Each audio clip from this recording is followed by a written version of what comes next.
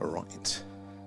Are we alive, guys? So, we got another clear night. It's been a couple of days, hence how British weather is, but it is clear, and we are going to be doing a Skywatch there. So keep your eyes out there looking for the strange and anomalous potential UFOs, UAPs. Whipdat and Zen are in. How are you guys doing tonight? We've got the tracker on as well. Hopefully that is going to help us identify some of these strange and anomalous things in the night sky there. Filter out some of the man-made satellites and whatnot there.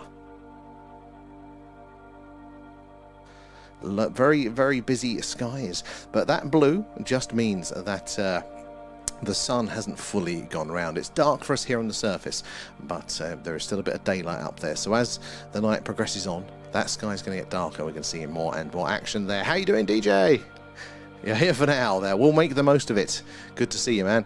And it's a lovely sky. I've got a few wisps of cloud, but nowhere near enough to block our view of the night sky there. The tracking is doing its job so far. Let's keep an eye. Oh, it's lost one. Keep your eyes there for the strange and anomalous in the night sky. How you doing, Kate? There. Oh, big day tomorrow. Oh, what's happening tomorrow there, DJ? Let us know there. Zen, loving the weather. It has been fantastic for us here today. I've been keenly looking at the sky and going, is it going to hold? Are we going to get any clouds in?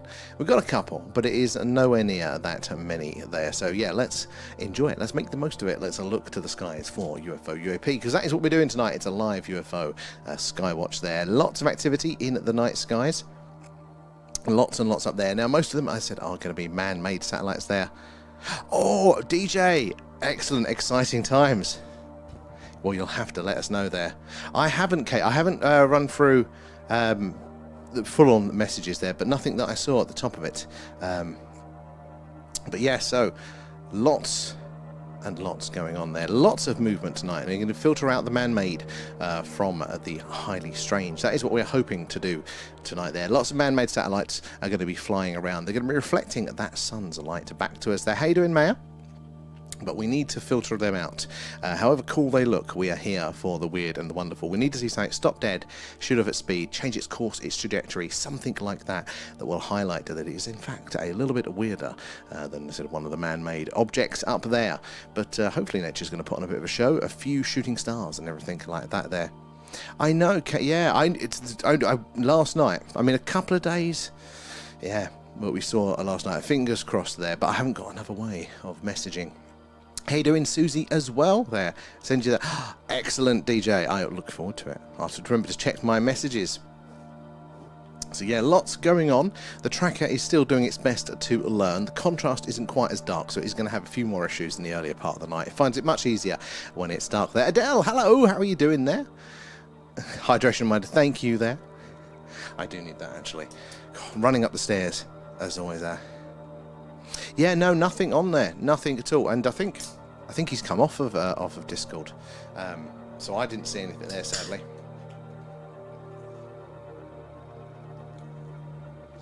I will have to double check, make sure I didn't miss anything. The last thing I know that I had there was some more funny images there. So guys, keep your eyes to the skies there. Let us know the grids of anything strange. So there's going to be lots of moving objects tonight. There's going to be lots of man-made satellites. That's mostly what I can see on the screen. In fact, let's do some zooming in, shall we? Where's my cursor? There we go. Let's zoom in on... Let's pick one. Let's pick this one. Zoom mode activated. Where is it? There it is. Oh, the tracker has just picked it up there. It's doing its job for once there. So, as far as we can tell, this object here is just a man-made satellite there. It's following a consistent path at a steady speed. There. Oh, it's just lost it. So until it does something strange, a variation on that, if it shoots off at speed there, change its speed, change its course, its trajectory, the interstellar handbrake turn, anything like that, that could tell us that is in fact something a little bit stranger there. So as we zoom back out, keep your eyes on these objects. Hopefully the tracker is going to start helping us to identify those anomalous movements there. Is that a real one? God, that's coming in fast, isn't it? Look. Yeah. Interesting. So yeah, that is what we need to see. Something strange there in the night sky. Don't curse there. I'm going to be a nightmare for it. I have to apologise in advance there tonight. You know what I'm like. Where are we? In there as well. And There's Wednesday night. I was watching satellites, two in a line there. One at the rear speeds up, overtaking the others. Now, very, very interesting like that. It's like multiple times I saw satellites doing a new thing. So this is the thing. Satellites follow boring rules. They're at consistent speeds. Aren't they? And consistent courses, trajectories. If we see anything that varies from that, the changes that a satellite can make from our point of view down here, they're so subtle. It takes orbits to kind of make those fine adjustments. So if we see anything that varies from that, then we know we've got something a little bit stranger indeed. Now, what that strange thing is, that's the next question. I haven't thought about how we can start to answer that one yet, but just getting that first bit of evidence on the film, I think, is the fun bit there, isn't it? Seeing those changes there, those variations flashing as well, is one of the more common anomalies that we see. Now, it's not as a slam dunk as a right-hand turn there, a handbrake turn on screen, but it is still can be a very, very interesting indeed there. So guys, if you're joining us for the first time, we're doing a live UFO, a UAP, a Skywatch tonight. Oh, we've got a nice bright blue one coming in. Let's have a zoom in on this one. Zoom mode activated. Look at the difference in this one when it comes on your screen, guys, there. Just a little bit there. Look at that one. See, compared to the one that's next to it as well, much dimmer. That one's bright. It's got this minty fresh blueness to it. There, it's going faster. It's overtaking there. Very, very interesting. But that one, again, doesn't necessarily mean that it is anomalous. It looks cool, but we need to see those variations. Look at all the tracks across the screen there. Just think how busy the night sky is. And these are only the few that we are seeing there. And apparently Musk let off satellites on Wednesday there, but these were acting like UFOs. That is the thing. They follow those strict rules. So variations are very interesting indeed there. And what did you think of the weird sky picture I sent? The donut one. Yeah. That was very interesting. She sent this one, what looked to be like a sort of not a cloud, but a moisture formation. It looked like a donut, a toroidal shape there. And again, that is one of those things that could be a trick of the lens or something. But they do think that sort of a mist donut sort of shape could be that product of warp drive being used there. Even if they're not going at those sort of ridiculous speeds, still using the same technology. In the same way that in your car, you might shuffle down gears there for certain situations. So that could be very, very interesting indeed. And keep an eye out there for 2 to 3 in a close formations there, but they move and switch positions. So one can come up, if it's going fast, it can appear to overtake and something like that, but they're not going to keep leapfrogging there. Now that is an anomaly if you spot that one. Brad is in. How are you doing there? Adam too. Good to see you guys. And who remembers the triangle of lights a while ago? We're getting to nearly a year since we saw that love for the last time. So I'm looking forward to seeing that one again. Adam, thank you for the gifts. Appreciate those, guys. All the gifts, Patreon, super chats, all that sort of stuff does go back into the stream there, helping us improve what we do. So keep your eyes to the skies there. Paul is in as well. Can Alan have beer? On your head be it there. But yeah, so if you're new here, say hello. Even if you're not new here, say hello as well. Let us know where you're watching from tonight there. We'd like to read all your messages there. Anything in the UFO news, any questions, ask away there. Let us know.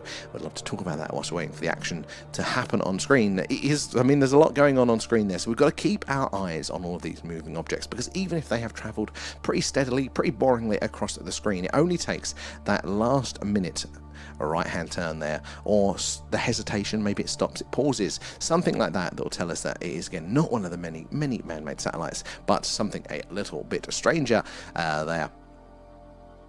So where are we? Scrolling through in the chat there, and I'm crossing my fingers there. This is going to happen tonight. Oh my god, if we get that handbrake turn on screen, that's the one we haven't had yet. There, just that hesitation, that's what we really want to see. So I love the positivity there. And Chicken Nuggets, welcome aboard. Where are you joining us from there as well? What was the huge one? This is the thing.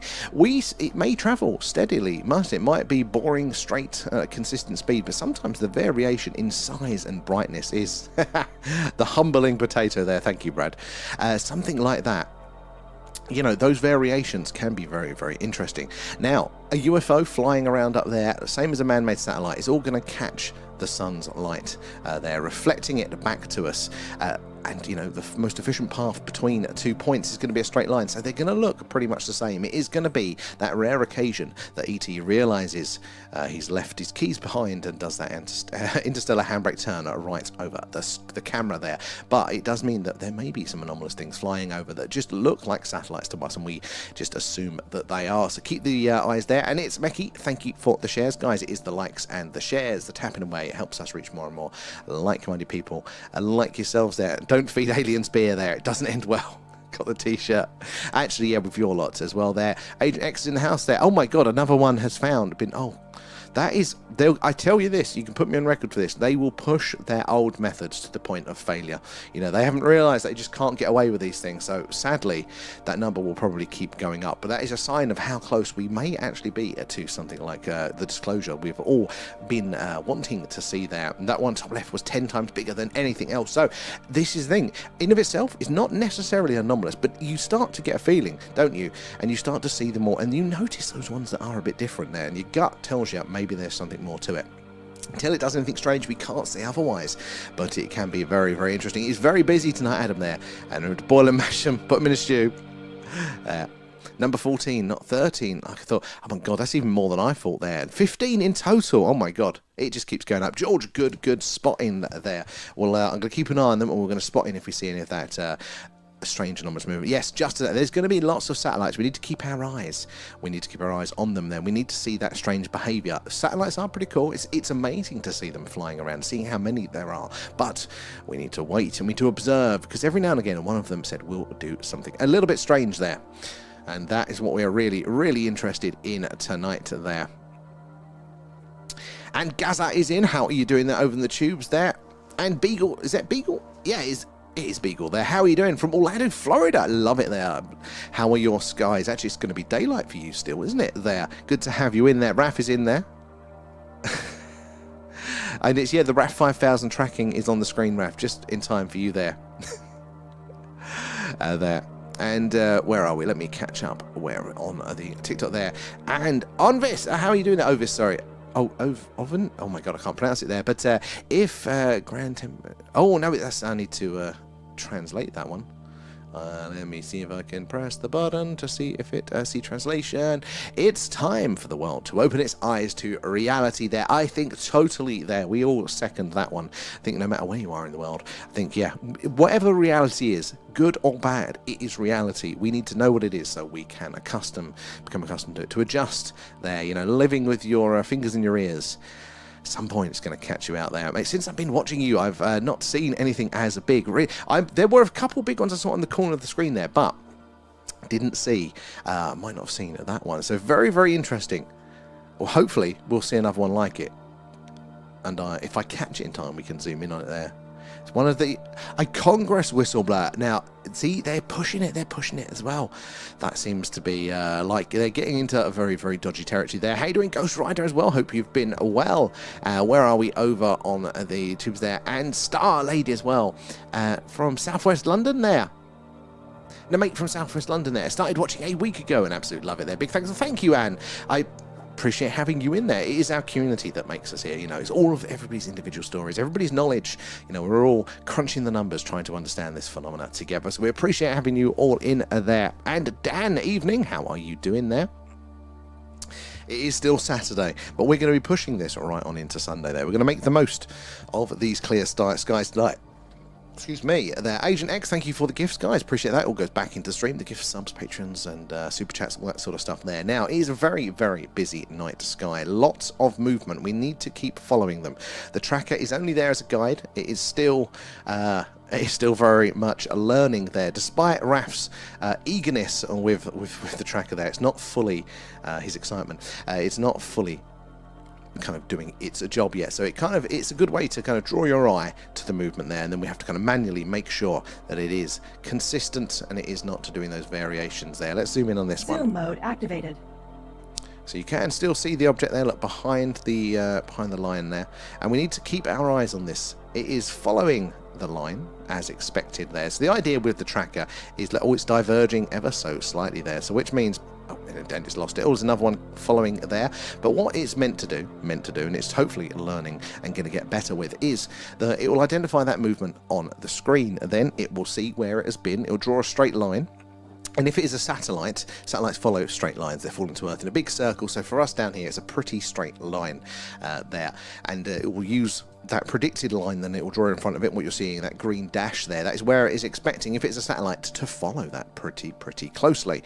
So with the curvature of the Earth, it's not exactly straight, but it is pretty close. And then it will follow that object along the dotted line, and if it stays on that dotted line as expected, as a satellite would, then it stays green. If it varies from that dotted line, then it goes red, highlighting to us that it is something possibly a little bit more anomalous, although it's just done a red line there. But that is more a failure in its ability to, oh look, see that it just picked up a star. It got confused, so it's still got a way to go there. There. Let's see where we are on the tube chat. Oh, well, let's have a look here. There, and that's calm there. Hey, cow, up in yonder downs, clear skies again, and look up everywhere. Thank you for joining us as well for that. And keep an eye to your skies. You never know what you're going to spot there, and we want to see it if you do spot something cool there. Let's have a look. Oh my god, my eyes are awful today. Doesn't help with the amount of fumes I've been inhaling there. Let's see, where did we get to? Got to Ghost Rider there, didn't we? Good, I am glad to hear it, Ghost Rider. If you've been seeing anything strange lately there. And someone on Paranormal TV got a Dunday on camera. That pronunciation probably very wrong, really. And what does that look like for us there? And when was the big bright spot in A1 there? Big object 3 times bigger than that in A1. You know what, I think I did miss that one as well there. And love watching the sky there, but too many satellites. And there's only going to be more. I think we're on about 15,000 or so at the minute. And they want to put that up to 40,000 was a recent one. But probably even more than that, maybe 100,000. That is going to be a very busy sky indeed there. And Lee, hi, I'm down south with relatives and around a fire pit there. Can you give a shout out to Sam and Catherine? Of course I can, Sam and Catherine. Hello. This is what Lee spends his evening doing. He hangs out with us tinfoil hat lot. Good to have you in. And Sam is, if I say, a cracking name. They are only the best people named Sam. But good to have you guys in there. Enjoy a fire pit. I do love a good fire pit. And keep your eyes to the skies there. You never know. Something might fly over where you are there. Too many satellites, but 2 nights ago I was watching there. Was satellites at rear speed, up overtaking one in front, then fell back of that one. Oh, and the gaps decrease. You see, that is behaviour that, you know, that satellites can't do. They're not very, I mean, they're very complex individually, but how they work, they are basically, as we say, falling to Earth in a big circle. And because there's no, or very little atmosphere up there, there's not much resistance, so they don't kind of get lower in that circle. They do ever so slightly, and normally about once a month, modern satellites will kind of boost themselves just a touch to kind of stop them from falling down there. Because what will happen is they get lower and lower, and they get the atmosphere gets thicker and thicker. And therefore, they will more and more friction, they get lower and lower and lower, and then they burn up on a re-entry for us there. But yeah, that is a subtle movement. The ion thrusters they use to position and change themselves are very weak, really. They're just for those slight tweaks. So, yeah, if we see anything more drastic than that, then, yeah, we've got something interesting there. 6 on the screen at any one time, that Agent X. I think this year's is 9. That's our record. 14 for last year there. And 2030, I think it's 100,000 of them up there. That is insane. I mean, it's going to make our job. I mean, it's going to make the tracker essential there, because there's going to be so much we're not going to be able to keep our eyes on there. It's a big and fast one, then right in the middle, passing from right to left. Some of them are absolutely stunning there. When we get the big ones that are bright and they're flashing away or they're changing colours, they are really interesting there. So keep spotting there. We're looking for, again, for that anomalous movement. So follow it with your eyes there. Don't rely on the tracker. It's good to kind of give you an initial point and maybe the rough direction there, but keep your eyes on that movement. And we're looking for something to stop dead, shoot off its speed, change its course, its trajectory there. Something like that will tell us that it is more than just a man-made satellite flying around up there. And Raf, so peeps in already. Only 3 likes there. Oh my god, it's criminal, guys. But if you do decide to like there or share the stream, anything like that, it does help us reach more and more like-minded people like yourselves there. You never know who's going to come in and what experience with the phenomena that they are going to share. And therefore, we can all learn and understand our place in the universe, how it all works there. And it's my favourite bit. I can't tell you how having your stories, your accounts of the phenomena has really changed my understanding of it there. That is the biggest thing for me there. It's still shameful. Thank you, Raf. There. And Wayne, how are you doing there? Oh, new here, so just wondering, is this the sky over Stonehenge, or you live in Stonehenge? Subscribe. Thank you, Wayne, and welcome aboard to our cool nerdy corner of the internet. So we are just down the road from Stonehenge. We're 15 minutes or so down the road, so it's kind of that area, that part of the world, Wiltshire. We are right in the heart of crop circle country here, and yeah, just down the road from Stonehenge. So we're not directly over the stones tonight, but I mean, actually, we are over some stones, just not the Stonehenge stones directly, but it is all pretty much the same sky when you're looking around here and at these distances there. So it's a very ancient and mystical landscape here, long history of the phenomena. I moved here very, very recently from Essex, which is more congested, more populated, more light polluted there, and honestly, just A, the skies are stunning, but B, it is a weird landscape here. It is very sort of mystical is the only way to describe it. There, I looked at an Ordnance Survey map just to kind of find some nice walks locally, and there are full-on Stonehenge-style stones just singularly dotted around. I was one in the forest there. Oh, there's one holding up that church. You know, and there are barrows there. There are other henges, just absolutely everywhere. One of the things that we do, we like to take this stream on the road. So for our milestone, we said it was going to be our 10,000 follower milestone. We were going to do this actually live directly from Stonehenge, because you can get quite close. There's a public footpath at night that we could, in theory, if the signal's good enough, do it from there. So that is one of the things that we are looking to do there. But we do take the show on the road up to the old Iron Age hill forts that surround this town. Now, this town is a very interesting one because in the 60s and 70s, it had a 10-year UFO flap, had absolutely every part of the phenomena that you could imagine there. Landings, abductions, missing time, you know, animals, all of the sorts of strange things there. And it was very consistent as well. Like, people would travel internationally here and have an experience, and some people gave up careers in America. One, a radio DJ in America, gave up his career, moved over here after having an experience, and just kind of lived with it there. But that happened quite a few times. Funny thing, there's a connection with DJs doing that as well. So, but yeah, lots of stuff going on. It's a very strange skies, and those Iron Age hill forts, we take the camera up there every now and again as well, and we do it live from there. But I mean, it's all the same sky. But good to have you in. Where in the world are you joining us from there? My conscience is clean there, Zen.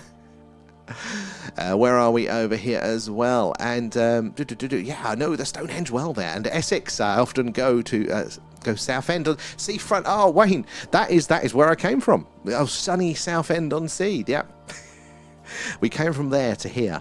Got a bit too rough. Is the polite way of saying it these days. Beautiful bit of estuary, but bit grim, much more like the country now. But yeah, so much these skies are alive. Good to have you in there. Viking is back. Good to see you. Right, back over to the tubes. I'm bouncing between a few chats tonight, guys, so keep putting your messages in and I will get there eventually. Agent X, Ghost, and Brad, and Paul, thank you for the gifts. Appreciate all of those gifts, subs, Patreon, super chats, all that stuff goes back into the stream. They help us improve what we do there. And whipped out there, the satellites at the rear. Oh no, I did that one, didn't I? Think there. And our Starlink bright. So the earlier ones were brighter. They are actively trying to put coatings on them now so they're less reflective, but a very rough rule of thumb. Now, this is definitely not true for all of them there, but the bigger it is to us visually down here, therefore the brighter it is and the closer it probably is. The faster it is, also the closer. The slower it is, the further away there, and also the smaller the object. Now, satellites do come in a range of shapes and sizes, but the majority are the Starlink ones now, and they're a consistent size, and they're at various altitudes, mostly quite low, so they'll appear quite fast to us. But again, they're not all exactly at the right speed, the same sort of speed, but they're all pretty close. And if you think of it, that, you know, if you're going around a circle here and you're close to it at 100 miles an hour, it's a lot faster than that, but 100 miles an hour, do 100 miles an hour at this distance, it's going to appear slower to us down there. So as a sort of a rule of thumb, we can kind of gauge potentially what altitudes they're at there. And let's have a look there. Donna, welcome aboard. Good to have you in there. It's a big one, and it was fast, but it was dim. So that's an interesting one, because that goes against, you think bigger, it's closer. Fast, it's closer, but it was dim, it was less reflective. So very interesting. I mean, there's quite a range of satellites up there, but as a rule of thumb there. But Donna, thank you for joining us. Where are you joining us from tonight? Guys, if you're new here, we're doing a UFO UAP Skywatch. This is live. The camera's about 10 meters in front of me in my garden to the night sky here in Wiltshire in the UK, which is right in the heart of crop circle country and just down the road from Stonehenge. So these skies are alive with the phenomena. Lots of movement tonight because it's clear, and that sun hasn't fully gone round for those objects up there. So we're looking for strange movement mainly. Again, lots of satellites up there, and we need to see them do something strange. Something a satellite just can't do there, like stop dead, shoot off at speed, change its course, its trajectory, anything like that. Immediately we go, hey, we've got something a little bit more anomalous there. But do make sure you're subscribed or you're following or whatever it might be there, because that way you'll get the notifications when we go live. And we go live pretty much every night there. So if it's a clear sky, we're doing this, or if the moon's up and it's clear, we're doing a moon watch, and that's what that looks like. Or, as happens quite often in the UK, we do an alien radio signal hunt when those clouds roll in. And we search what's called the hydrogen line, which is the channel on the radio dial that scientists theorise we are most likely to hear a message from ET. Is where the wow signal was heard there. And Paul Iceman there, good evening. Not been in for a while. Paul, how have you been? Good to have you back. How have you been? Have been lots of interesting things, I hope. There. And is that Liam as well? Thank you for the follow. Good to have you in there. Back after a few months. And I say this to everybody. Sometimes you need a break. You know, sometimes, you know, we get a bit bored of the aliens doing the same sort of thing. You've picked a very good time, though, Paul, to come back, because we're now getting those very clear, very active skies again. It got very quiet over the winter, as we would expect, but now they are alive again. We are starting to see some strange things indeed. Some of the coloration that we had, the weird flashing colours. Now, that is a big, bright one right there. Let's zoom in on that one. So, yeah, you picked a good time. Zoom mode activated. Look at this one. Now, it is bright. It's much brighter. Look, compared to that one there, to that one. Bigger, brighter there. Not necessarily faster, but it is still very, very big. Oh, target acquired. Fire. Take out the aliens. But until it does something strange, we cannot say for certain that it is anything other than a man-made satellite or a bit of space junk, something like that up there. So although it does look anomalous, we don't know yet. But this is the problem. Our standards for what we're saying, our filter, which is that strange behavior, that strange movement there, does mean that, you know, we probably will be filtering out some other anomalous objects, but we just can't prove that until they do anything strange there. Anything flying around up there, be it a man-made satellite or a UFO, is going to be flying around probably in a straight line. That's the most efficient path, and it's going to be reflecting that sun's light back there, so we're just not going to know. That is the tricky part of it. Right, back to the chat there. And oh yeah, there is a hill fall near me in Derbyshire. There's relatively unknown stone circles dotted around too. This is the thing, you know, Stonehenge gets all of the credit, but there are some very impressive ones. They're absolutely everywhere. Stone Age people were very, very active, but I'm not used to that in Essex. We had very little of that sort of thing there. And Effie, there, what's your opinion on all of these recent deaths and disappearances of those scientists? Well, firstly, that David Wilcott there was the most recent one. Firstly, it's very, very, very sad, isn't it? There, but I think there's something to it. You know, like there's. Whether it's all of them, because I think there are probably some reasons for some of them there. It's probably unlikely to be the full number, but it is starting to look increasingly more suspicious. I think there is some fire to that smoke, and the old ways, the intelligence services, if they are as expected, look, things are on the cusp of being released. There's lots of conversation around it now. If they're panicking and they're resorting to their old tricks, and they haven't realised that they live in a different world now where people will notice these patterns, people will spend a lot of time analysing it. They can't control the media in the ways that they once would be able to there to kind of stop the conversation around it. They will push it to the point of failure, which, I mean, it's going to be sad because there's probably going to be more.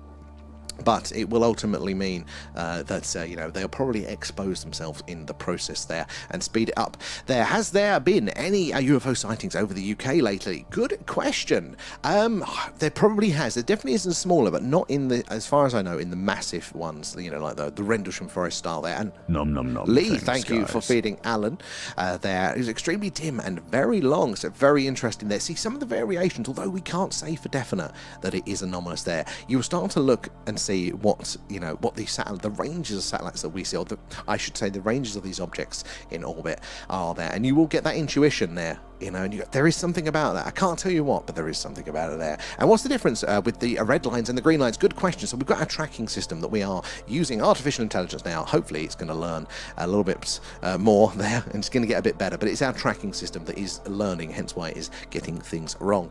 But we're building it ourselves. That's another reason why it's a bit janky. But basically the idea is that that obviously with all of these objects on screen, it's very hard for us to monitor them all at all times there, to notice those subtle changes that could therefore mean it is definitely not a satellite. And the idea is that what this is going to do is identify that movement, and it is going to plot that line, that green line that you're seeing ahead there, and then as that object follows that line, as a satellite would, that straight line, it's going to be green going, right, don't look at this one, guys, it's just another satellite. But if it goes red, the idea there is that that object has done something, stopped dead, changed its speed, or come away from that line, something like that is anomalous, and therefore we should pay a closer look to it. But it is mostly going red at the minute due to the errors. You can see that top one at the second there, and it's losing them as well. I don't know why it's doing that. We need to do a lot more work on it there. But Craig and Cameron, welcome on board. Thanks for coming in and joining us there. Where are you joining us from there? And Paul there, Wiltshire is known for UFO sightings. It really is. I mean, it is, we say, the heart of crop circle country, and there is some strange things afoot, and it also ties in, doesn't it, there, being an ancient and mysterious landscape, all of the things here, the folklore, it all ties in with the phenomena, doesn't it? That you look back to folklore, religious texts, all that sort of stuff. It seems to be the same sort of thing there being reported throughout time. Different conclusions, a different cultural lens to analyse it, but you break it down to those core components of the phenomena. And it all seems to be very similar there. And Amy, who was working on anti-gravity technology, said some very interesting stuff in an interview. So I've seen a bit on her, but not on the actual what was said there. But something along the lines of Bob Lazar was right, but he got it round the wrong way. I think it was one that I'd heard. I'm like, I need to know more on that one there. And thank you there, Rob, for the super chat. That is very, very kind of you. How are you doing tonight? Good to see you in. And I appreciate that. It all goes back into the stream. I'm going to pop back over to the YouTube chat briefly, and then I'll catch up on the catch up on the TikTok. But where was I on the YouTube there? Let's have a look there. I've been looking into the latest translations of tablets, and it seems we're the 7th beta stable model there. The only previous 6 were grown. They were the ones that successfully knew each other. We were pandas. I mean, I'm a big fan of maybe there has been some sort of genetic manipulation. Maybe we are one of many interfered with versions. Maybe we're not the product exclusively of a natural evolutionary process. And, it would make sense. There are gaps in our development. It would answer some questions there. And Paul, I took my daughter to Stonehenge years ago there. It's a beautiful place. It is a beautiful, beautiful place. God, it's expensive now. We really want to go back and make some most of that. But Woodhenge, you got all of the features around here. They'll be great places, wouldn't they, to do a Skywatch from there. One of the big ones that we do want to do is, as we're now approaching crop circle season, if we can find an amicable farmer that has a crop circle in their field, maybe we can do a live Skywatch from the middle of a crop circle. That's going to be a first there. An alien seen in Dover walking with a ghost. I mean, I do think there's possibly a connection to the phenomena there. And let's scroll through there. The very spiritual place. That's a good word for it, actually. That's never comes up for me, but a spiritual place is probably quite correct there. I mean, Glastonbury is, again, not too far in the other direction from us there. And where you could follow us on YouTube and TikTok. That is a very good point, guys. We are on across multiple channels there. Normally it's the same name, so if you've got a preference, you can find us across all of them. But it's always good following another one there, just as a backup. Sometimes TikTok will have us up and block us for various reasons there, so it's always good there. Thank you, man, for the reminder there. I'm glad to hear it, Paul. I'm glad to hear it there. Let's settle in for a night of skywatching. There's so much movement tonight there. 60 and 30 likes. Thank you there, Raf, for encouraging that one. I do appreciate that, because it is the likes and the shares, guys, that does help us reach more and more like-minded people there. And the more friends we make, the more people share their experiences, share their knowledge as well, but also witness the things that we are seeing at the same time there. Rob is in as well there. Lots of henges around. You are definitely right there. And living lights as well. Are there any old fairy tales or legends in the area around Stonehenge that people have been telling each other for a long time? You know what? That'd be a good question. I imagine the modern day stuff, or the stones themselves, probably get a lot of the public attention, so we might not hear about it as easily there. That's the easy go-to, but there might well be. You know what? That is a very good angle to have a look into there. And Mr. Mazungu there is in. How are you doing? Good to see you again there. Rob, good to see you. It's very, very kind of you, Rob. It's very much appreciated there. The crop circles have lots of spiritual activity as well. I think, we did visit one. It was the first one of the season just outside of town last year, and there is something to it. And I even think that was probably a man-made one, but there was still something about it there. Can anyone remember the documentary about the Greys that built the radio-controlled UFO and flew it in Wiltshire? Oh no! What's that one? That is an interesting one. Let's have a look there. Right, back over to the TikTok, guys. Let's see where we got to with your messages there. Effie as well, thank you for the rose. Tell me if I am pronouncing that one right. I probably got that very wrong as well. Sean as well, and Lee. Nom nom nom, thanks, Thank you for the gifts, guys. Appreciate that, so it all goes back into the stream. But if you are just joining us tonight, we are doing a live UFO, a UAP Skywatch coming to you live from Wiltshire in the UK, which is, as we just mentioned, right in the heart of crop circle country, but just down the road from Stonehenge. So lots to see in these skies over the years, and we're not being disappointed tonight. Lots of activity, and it won't be long before one of these is going to be a little bit stranger. We had some possible ones earlier, but I think there's going to be more and more there. And Grim, nom nom nom, thanks, guys. How are you getting on with your radio kit as well there? Wiltshire is definitely known for the UFO sightings there, and let's have a look. There is a Trump there ordering killings in NASA, people disappearing. So I don't know. They do say a lot of the time that the presidents aren't read-ins, that the main cover-up is actually sort of the deeper state that's kind of always there. So I wouldn't imagine he's directly related to that. If anything, this is a good distraction for him, isn't it? There, so the more that they can distract with it there, and I think this is it, that the more that's true, the more distracting it will be. So maybe that would work in our favour there. And Paul, there were UFO sightings when the astronauts were travelling to the other side of the moon. Yes, there were. I mean, that was, again, very, very interesting for so many reasons. Oh, there's that one there on TikTok, guys. That's a nice minty blue one. Keep your eyes on that one. And if they're, hold up, where are you located again? So we are in Wiltshire in the UK. So we're actually in a little town called Warminster. And the reason I tell everybody where I live on the internet in this day and age is because back in the 60s and 70s, there was a really interesting UFO UAP flap here. It went on for 10 years. It had every part of the phenomena you could imagine there. Absolutely stunning. And I'd never heard about it until actually moving here as well there. And, I'm going to try CE5 there. Don't tell me. Oh, sorry, I just gave it away. But I would love to, because CE5, honestly, it comes up all the time, and the evidence around it is absolutely amazing there. It is very much on the list. We were talking about this last night in a little interview that somebody was doing of us on their podcast, and, it's an area that I really do want to try, but I'm a bit nervous too, so I haven't done it yet. But definitely when we're on doing the on-location stuff, I think it could be incredibly, incredibly useful there. So hopefully you didn't catch the specifics, but and we can see something there as well. Brad, where's Alan? Nom nom nom, thanks, there you go, guys. Alan. There, anything interesting, King Charles? How are you doing? Oh, sorry, King Richard there. How are you doing? Good to see you. We've had some very interesting sightings. The skies are getting busier and busier now, so therefore more opportunity to see more strange things there. But we've had some very weird orange flashing, but also multicoloured flashing going through the whole spectrum as they're travelling there. There's some of the interesting ones. Oh, just popped the UK database for sightings in the Discord. Oh, thank you, AUP, for that. So people that are asking about sightings and things, we have a Discord community.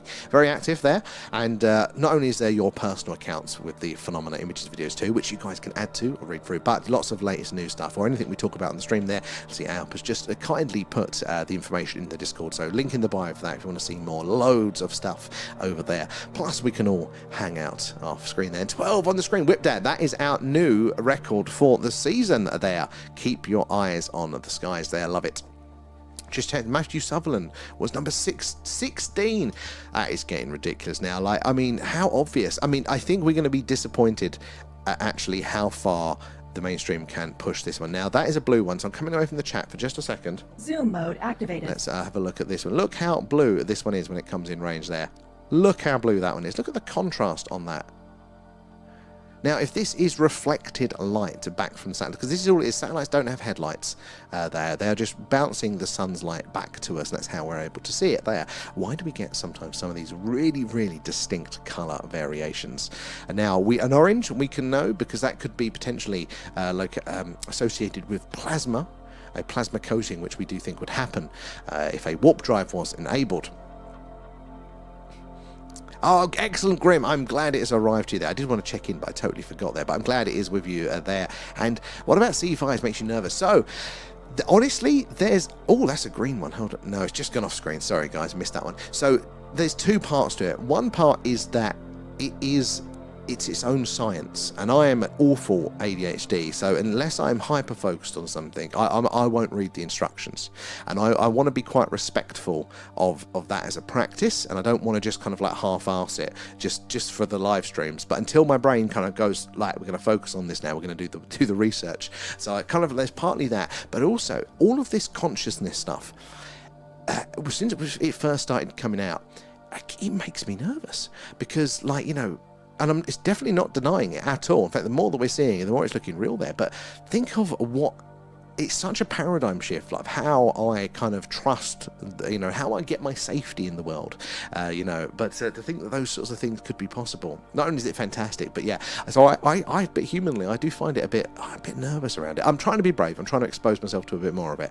But it's not my wheelhouse, but I'm very excited to kind of to try it, I think. So I've got a push and pull internally with it. Steve as well, how are you doing? Thank you for the follow. Where are you joining us from tonight? Guys, if I haven't got your message just yet, I will get there soon. I'm currently working for a TikTok chat, and then I'm going to bounce back over to the YouTube there. So do say hello. Let us know where you're all watching from tonight, but it might take me a minute to get to you. But I do want to hear what you've got to say. Any questions, guys, ask away. No silly questions here tonight.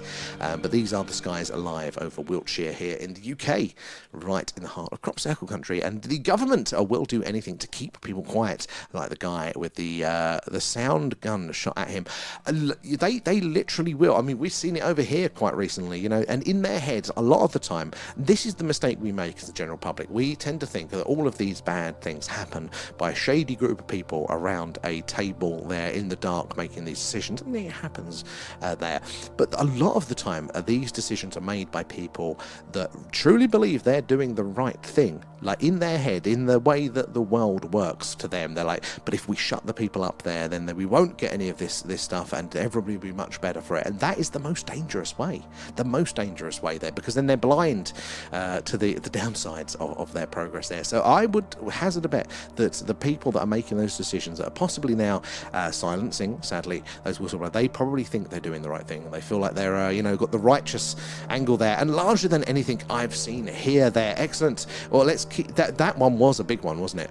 We do see sometimes like that, but you get that feeling, don't you? And I think that's what you're coming out there with that, because you just know sometimes. We don't have the words, you know, we can't you know, say that there was anything specifically anomalous about it, but there was something. There's a gut feeling to some of the things that we are seeing here tonight there. AUHD as well, and have been doing C5 for 12 years there, and it gets easier once you get into it. I think it would. I just don't want to mess it up, is my thing. That is my, like, I don't want to do a half-assed job. But like with all of these things, I think you're very, very right there. You just got to do it. Like building a muscle at the gym, you just got to put in the hours there, haven't you? Brad, thank you for the gifts as well there. Grim as well, and Effie too are there. And Kate, oh my god, I'm so sorry, I keep falling asleep. Kate, that's fine, you're allowed to fall asleep there. We love having you in, but if your body's telling you need to rest up there. Thank you for the follow as well. Kendo, how are you doing there? I'm near you tonight. Yeah. Oh, you're at Woodhenge. You are not far at all. You are very, very close by there. Keep an eye to those skies. They're lovely and clear tonight. If you shout, Kendo, maybe I'll hear you. And Joseph there, how are you doing? Good to see you in there. And Susie, how and why did you choose The Thing UFO as the name for the channel? Brilliant question there, Susie. Thank you for asking that one. So The Thing, it comes after the name of the events that happened in this little town here, and it was called the Warminster Thing, you know, the Thing for short, colloquially. And yeah, so we just kind of adopted that, because partly it is the search is it still going on? Is this place still special? Is it still a bit of a hotspot for it? So we kind of adopted the name, and sometimes I love the name, sometimes I go, we should have chosen a different one there. But Phrase, how are you doing? Thank you for the gifts, appreciate that. All goes back into the stream there. I think I saw a blink in all freebie upper right corner, so keep an eye. So free B upper right from the TikTok, that is going to be, let's get my cursor over here, where is it? There it is. Right, okay, so that is upper right, this sort of area here, and actually that does make sense. We get a lot of activity around here. Now the blinking can be very anomalous there. The flashing, now satellites can flash, but if there is something stationary up there long enough, that it can flash back to us multiple times from the same spot. That is very strange, because you can see that everything's moving, everything's in motion. Even those stars that appear stable there at those vast distances, they're technically moving, or I should say we're rotating there. Everything should be in motion. It takes a lot of energy for something to sit still, so that can be, if we see a repeat there, something very interesting. Now, Oslo as well, thank you for the follow, good to have you in. And LJ there, when I saw anomalies the other night, the objects/satellites were extremely close and then far apart. It's behaviour like that can be very, very, very interesting, so keep up the spotting. Right, back over to the tubes. Let's have a look on the, where was we? Oh no. Scrolling around here like crazy, trying to find where I was in the chat. Sorry, tubers, you've been patiently awaiting there. And thanks again there, Rob, for their super chat, in case I didn't thank you for that one there. And Paul, I blame the men in black for the disappearances of the scientists there. Of course, I mean, whether the men in black, as we understand it in that sort of pop culture sense, is that an 100% accurate interpretation? Unlikely to be that. This is just what we're trying to piece together, aren't we, from the mystery. But is there going to be something to it? Could be very, very... we could be closer than we think there. And good evening there as well. And where are we? You told the carrier bag there, Raf. We'll tell you all about the carrier bag if you haven't heard about it then there. And can anyone remember the... No, I've done that one. Oh, I must have... How did I miss those other ones? Sam, tell Living about the carrier bag on the hill incident. That's a fun one. You've never let me live down. So, guys...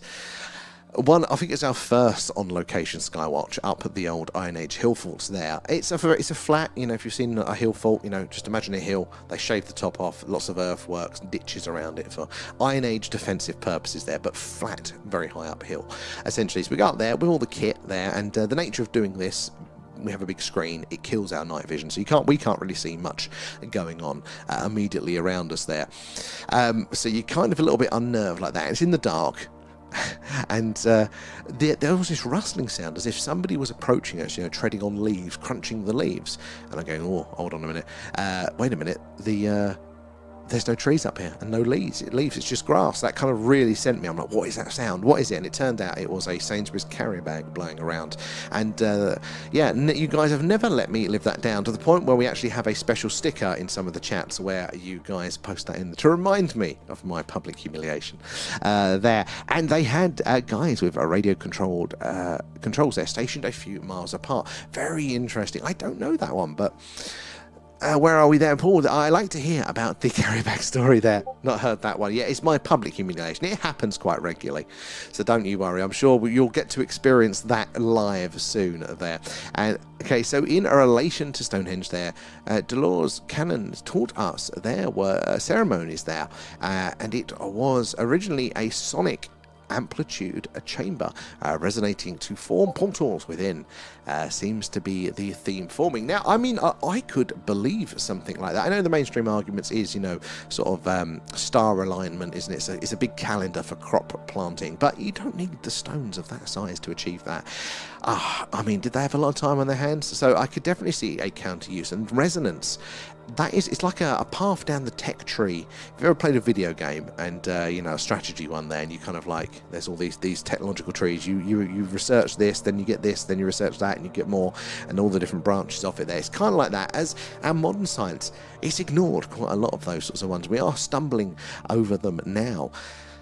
So there could be a lot in that we don't know that. I mean, the pyramids as well, they resonate at some very interesting frequencies that may have some very interesting effects as well. And Sir Morningwood, love the name, how are you doing? So, are they aliens? This is a very, very good question.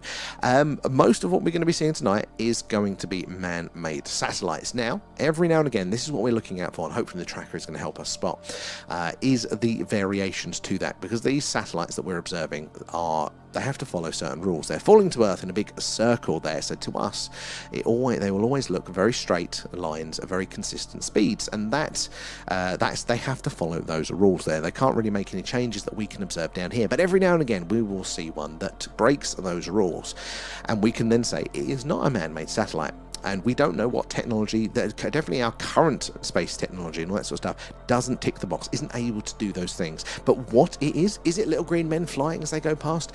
It's very hard for us to say that. But what else are we left with if it's not, you know, shooting stars, if it's not satellites, all the things that we can filter out? But there is this big question mark. So definitely UFO, the unidentified.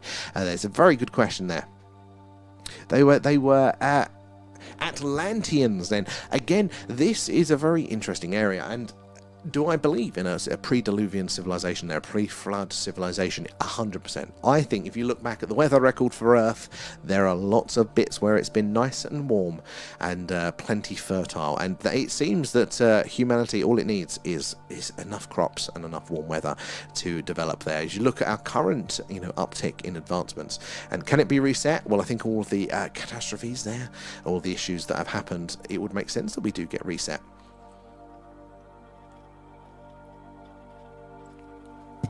Now this one, it's got a green tinge to it. Oh, that's delicious there, American Mountain Dew. Zoom mode activated. I don't know if you can be able to see it with the contrast on the tracker there, but look, that one actually has a green hue to it. Now, green, again, is one of these middle of the road anomalous, because you know, satellites interacting with our atmosphere, if they're very low down there, they can kind of cause that light issue there where it comes across green. But also green is another potential warp drive signature. So keep your eyes on that. Now the night is getting darker, so hopefully we're going to see more and more there. There is a sacrificial altar underneath the stones there. The first sacrifice was done by the Queen of Darkness, an ambassador for Ukraine. Need a name. Okay, look up the spirit. Okay, I've not heard that one. I've not heard that one, but I like the sound of it. I'm open to all the angles. There. I knew you would love that, Raph, there. Nathan is in. How are you? How are you? Good to see you. And let's have a look there as well. The so-called enlightened ones. Again, do I think there are some shenanigans afoot with some ritualistic practices, even probably practiced today by people elites? I do think to a certain degree. I don't think it is the answer to all of our woes here on the earth. But you know, do I think there's something going on? Most probably there. It's like the start of the free body problem. Raf, bang, now right on the head there. Don't want to draw that conclusion, but it really is. It really, really is. And that book series, I've said this before, but was actually made mandatory reading by the last Bush administration, the last Bush White House there. So why would that be? Why would they make them read that book? What information did they need from that as catching you up if you were joining their team there? And instructions are for people with no imagination. Exactly. Exactly. The deep regret I feel a few minutes into something without instructions. You know, that's another story there. Do people still name stars or find new ones? Yes, yeah, we find new ones all the time. You know, the more technology that we get, the deeper that we see. So all of these black bits of the night sky there where it doesn't look like any stars, there are thousands of stars there. Just the light that's travelling from them here, it's too weak. They're too far away for the brightness for us to be able to see it with this lens. But if you get a bigger telescope, you'll see all of the stars in those gaps, and that is essentially what they're doing, is they're building more and more sensitive telescopes. They're seeing further back in time, because we're actually, as we're looking forward over these distances, space is weird, we're also looking back in time as well there. And Wayne there, sorry for the questions. Never apologise. Love the questions. Love the question. There are no silly questions as well there. As I say, I'm new there. Distancing. Do you know the distancing? This is a scanner that you're working on, which sounds cool. But the view on the screen, is that a cam you have set up outside? Brilliant, brilliant question there. So yeah, this is my camera outside, which is a damn shame because it's faulty and I can't afford to replace it. But yeah, and it's our camera outside, and then we're coming in via various cables and things, and then we've got our software that we're working on layered on top of that. So it's a few different things, but in essence we are in control of the whole signal chain there, so it does allow us the flexibility to upgrade, to tweak, to even move the camera around when this wants to work. Another thing that is never working on time. That's a brilliant question there, Wayne. Honestly, ask away, guys. If you do have a question, do not be afraid to ask it there. Somebody else in the chat will have that question too, and they will be grateful that you have asked it there. And Paul, I was quite good at science at school there, and I hope they don't come after me. It's going to get to the point the way it's going, isn't it? They're going to be saying, have you got a GCSE in science? Right. We're going to need you, guy. They've got rid of the rest of them there. And their karma is catching up, despite their refusal of a universal doctrine of free will is a manifestation in panic. Their autocratic reflexes are because their future says they won't exist there. But I like that one, their autocratic reflexes. That is a brilliant way of phrasing it. And I do actually agree with that. And please don't forget to like and subscribe there. Thank you, Raf. I appreciate that for the reminder there, guys. Do make sure you're like, subscribe, whatever it is where you are. We do this basically every night. If it's a clear sky, it's this. It's the live UFO UAP Skywatch. If it's a cloudy night, I was often here in the UK. Oh, well, wrong button. We do the alien radio signal hunt there. We listen on what's called the hydrogen line. That is the channel on the radio dial where scientists theorize that if ET is out there, that's where they're going to leave the hello is anybody else out there message. And it is where we've heard interesting signals like the wow signal and many, many more since then. And where are we there? Right there. Oh, you want the old bovine juice, the bovine serum there. Are you responsible then for all those cattle mutilations there? Let's have a look. Oh, where are we? Oh, it's just jumped ahead on me now.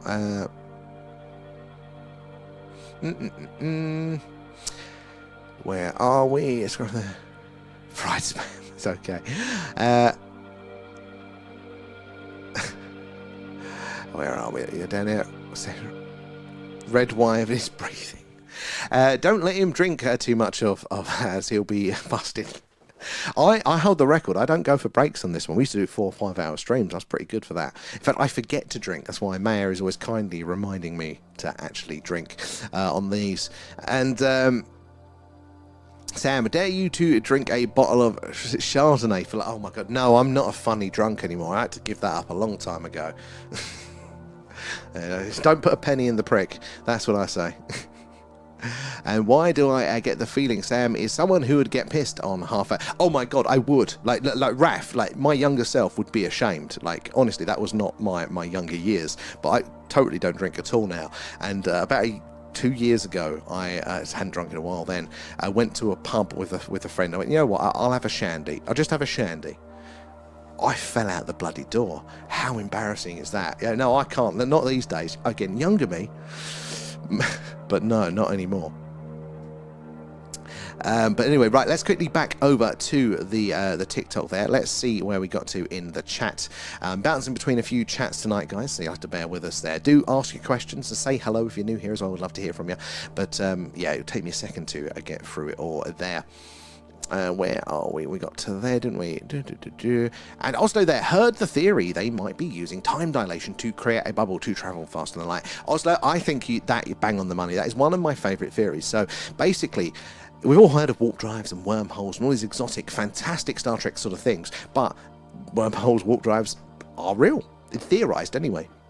A scientist there, Alcubierre, was it Mikhail Alcubierre, I think, back in the 90s, did the maths, did the work, and you can build a warp drive there without breaking physics. You can bend time and space, create a bubble, therefore appearing to, you're not technically travelling faster than light, but you can, get there very quickly. Which, if you measured it, it would be faster than light. But you're bending the universe itself. That's how they kind of get around that. But yeah, we just need a hell of a lot of energy. That's why it's only theoretical. But some other mathematicians recently spent a long time being very, very clever. And they modelled what that would look like if they were to actually build such a thing. What would happen? Well, that warp bubble there would literally lens the light around it, would lens gravity, so it would distort the image there. There's also interactions with our atmosphere and the atmosphere of the warp bubble causing mistings. There are lots of these little clues of what it would look like if that is being used, and they then compared it to a lot of modern day sightings, images, videos, and some historic ones, and it actually looks, the distorted shape of the craft appears, they've plotted it, and it does look like a lot of them could be real. They could be using this technology, and a few things as well that they do think that using that sort of technology would ionize the air around the craft and therefore create a layer of plasma, and plasma will glow a sort of a reddy orange there. So that's one of the interesting things that we look out for, which is, is it a big orange reddy glowing ball there? So I very much think that could be there. Oh, what's blinking there? Oh, whereabouts was it? Whereabouts? I'm far behind Whipdat, but I'll have a zoom in if it is still there. So many aliens use their 68. I think that's going to be quite true. I think we're going to look out, especially with modern science. It's looking like the universe is live. There are biosignatures coming out our ass. You know, there is so much life out there. I do very much believe, even within our solar system there. Grim and Man, thank you for the shares. I do appreciate it, guys. It is the likes and the shares that helps us reach more and more like-minded people like yourselves there. You never know who's going to come in and what story of the phenomena they're going to share. They're helping us all understand the universe, our place in it, and how it all works there. But yeah, we are getting all of these early indicators now that life is abundant, not only out there in the universe, but also within our own solar system. And we can look to Earth as an example. Life is very diverse. There's a species, an organism for every niche, every environment here that we experience. So why would the universe be any different there? Oh, thank you, Mayor. There, 47 and 52. What was that one? Oslo. There, and that was weird as hell. Very, very slow, blinking, super bright, like a lighthouse, and then it stopped blinking. Now, that is very, very interesting there. Sorry, I missed that one. But yeah, the blinking can be an anomaly. Satellites, again, can appear to blink, or whatever it is in orbit up there. And what's happening a lot of the time is that this is measures objects up there in orbit, right? So if it's like this, look, it's reflecting that light back, as you can see there. But sometimes they'll be rotating, so dark side, reflective side, dark side, reflective side, as it goes. And that's what we're seeing. Now, if a satellite is doing that, it normally means it's broken. Because if it's rotating, the side with all the cameras, if it's a spy satellite, or the antennae, if it's a communication satellite, that needs to point to Earth at all times. The solar panels need to point to the sun at all times, or it's broken. So if it is doing that, then it's mostly broken there. But again, it's an anomaly. It's a very, very interesting one, that flashing there. So I'm disappointed I missed that one. I'll keep a closer eye for that one. Mayor loving the stickers. We'll see you back over on the tubes there. And I found a timeline of all the missing scientists there. It's in the Discord. That is very, very interesting. So guys, remember to check that one out over the Discord there. Link in the bio for that. We had a movie club last night. So once a month, we'd watch an alien-themed movie. And, oh, actually, that's a point. Thank you, Mayor, for the reminder there. Where are we? Let's see my buttons here. There we go. Just correcting that one up. There we go. Boom. Oh, it's scrolling ahead on me. Sorry. Reminding the Mayor for the mods there. Appreciate that one. Where are we? Yeah, loving the stickers in there. But yeah, guys, check out the Discord there as well. Why did NASA astronauts all work as actors? That's interesting. It's like the old the shuttle ones. You know, the people seeing that, you know, basically the same people that are on those shuttle missions that got lost. You know, they seem to still be alive and well. I mean, that is very, very compelling to me. I need somebody more intelligent, more journalistic in nature to do a proper deep dive into that one there. And Kate, I'm here, but I keep drifting in and out of sleep there, not having a good day. Kate, it's fine if you want to rest up there. It's fine. We love having you here, but you got to listen to your body there. And also here is a patent that one of the scientists was working on before they got lost. Oh, actually interesting. Well, somebody Googled that number there, because I think there is fire to the smoke there. I do think there is something going on with all of that. Leanne, thank you for the gifts. A bit late on that one. And Little Blue as well there. Thank you. I missed those ones as well. Appreciate that. It all goes back into the stream there. The gift subs, super chats, patrons and all that. Need to grant A up. I've just done it there. I kept meaning to, but I kept totally forgetting there. But thank you, A up, for that one there. Just seen NASA deleted astronauts' history of IMBT. You would have thought, but also not surprising that they would forget something just like that. Leanne coming in with the shares, I appreciate that one. So 3 of the astronauts were former movie stars. About right. Outfit there as well. I was watching a live of the moon, and this guy said the moon is fake there, and the stars. So, I mean, I don't believe that. The moon is weird. The moon is a very odd object, but I do think it's very much, very real there. Some people... And I think, and I'm probably very wrong with this, so you'll have to forgive me, guys, if this is your angle with this, but I think along the flat earther community, they think that the moon is plasma or is it light, something like that. But no, I still believe the moon is very real, but I do think it's very strange.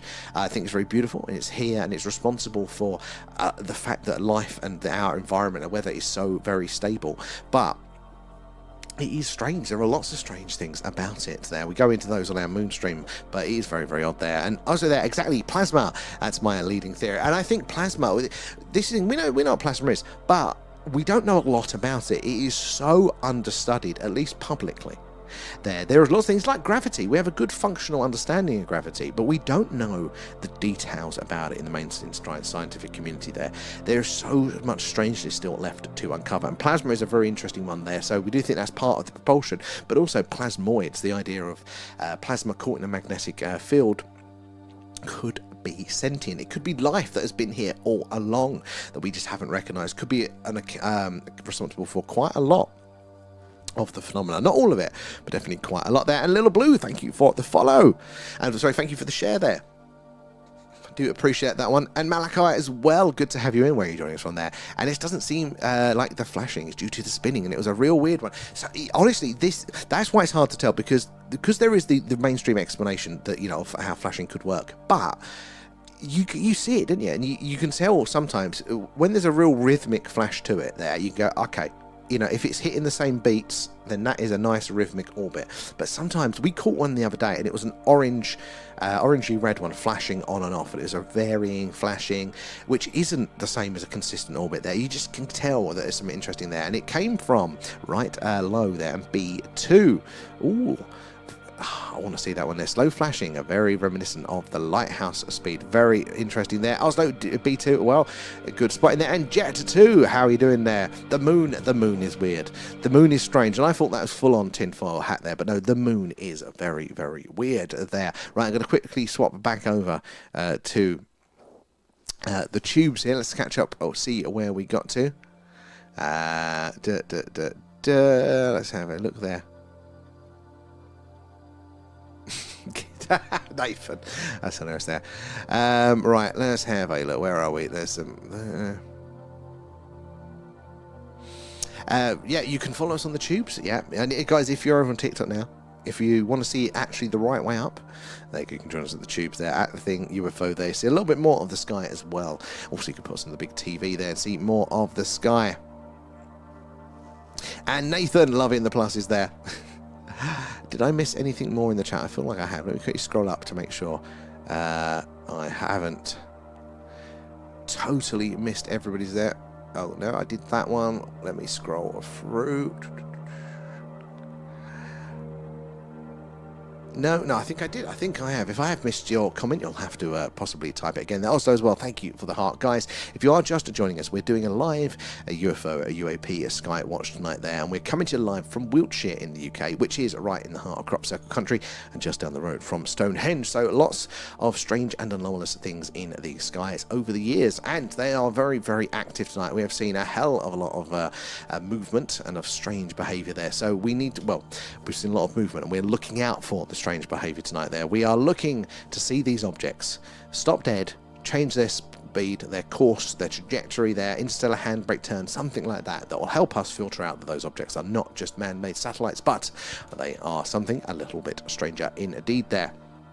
And Terry there, is there any chance of a collision? A very good question. So yes and no. It's a lot of the questions come to answer, but basically it's something that they are incredibly worried about there, and they call it Kessler syndrome, which is the idea that, you know, one would get damaged, break up into 1,000 pieces there, and because of the speeds they're traveling in these orbits there, that would be 1,000 speeding bullets which go absolutely everywhere, and therefore those 1,000 speeding bullets could go hit and take out another satellite, and then that will be another 1,000 which would then take out another one, this snowball, this chain reaction there, they call it Kessler syndrome, and they're very worried about it there. So at the minute we haven't really had anything like that to worry about. Well, that's a faint one.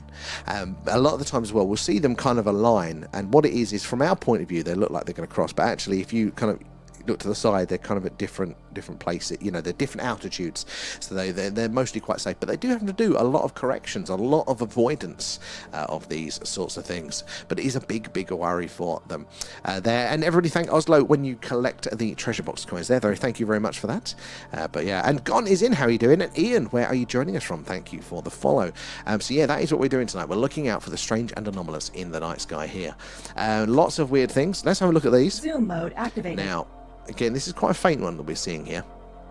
see it's fading out there, but it is following a straight path there, so not necessarily that anomalous. But there you go, look, this one here is a bit brighter. Look, the tracker has picked it up. And the idea with the tracker there is it's going to follow its movement, and it will see if it does what we expect a satellite to do, which is follow a straight trajectory at a consistent speed. You know, if it follows the green line basically, then the line stays green, and it is probably just a satellite there. But if it deviates from that, if it does something a satellite just can't do there, like stop dead, change speed, course, trajectory, then it should go red, highlighting to us that it is in fact slightly anomalous and is worth more investigation. And as the nights get later and the summer rolls in, we're going to see more and more objects in the night sky, because what's happening is that the sun's already gone round for us. So here on the surface it is dark, but it's not gone fully around the back of the Earth. So those objects that are off of the surface at various altitudes, they've still got a direct line of sight to the sun. And that they're reflecting that, bouncing that light back down to us. That's how we're seeing them. It's not that the satellites have headlights on or anything like that. But that means that anything up there in Earth orbit, be it a man-made satellite, be it a space junk, or be it ET flying from A to B, they're gonna look very similar to us. The only way we can tell is by that anomalous movement. But it doesn't mean that, example for this one here, zoom mode activated. You know, if this one, okay, it has gone red, but that's mainly because it got a bad track in the first place there. But it doesn't mean that even if this one we go, look, it follows a straight line, doesn't mean it's not ET. It's just that we can't prove it there. That one's got a nice tracking lock there. The tracker is very much a work in progress. We can tell the AI revolution isn't going to take over any time yet, because it's still struggling to learn the difference there. But yeah, got a few objects on screen. And the trick is we need to pay attention. We need to follow them across the screen, because at any point, even if they've just been boring and straight, at any point that could change. And they could, if they stop dead, they could hesitate, they could shoot off, they could do a right angle turn there. And that would be very, very interesting and very anomalous.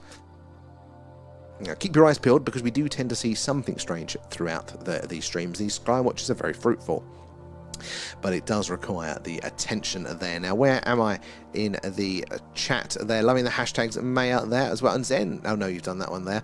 Right, where are we in the back to the TikTok there? Kate coming in with the shares again, guys. It is those likes, the shares, the tapping away. It helps us reach more and more like-minded people like yourselves there. And Ian's Hampshire way, not too far from us, actually, over in Hampshire. Again, lots of interesting things. Is Hampshire is Porton Down, isn't it? And Boscombe Down and stuff like that. Because there's UFO conversations around that. Have you ever seen anything strange there, guys? If you're new here, do say hello. Let us know where you're watching from, but also let us know if you've ever had an experience of something that could be quite anomalous. I would love to hear about it there. Or if you've got any questions, ask away. There's no silly questions here, so we'd love to hear them all. And loving the hashtags there as well, Kate there. And where are we there? Cunny as well, thank you for the follow. Gone as well, thank you for the gifts. Appreciate that. He said it is the gifts, the subs, the Patreons, the super chats now as well. All goes back into the stream there.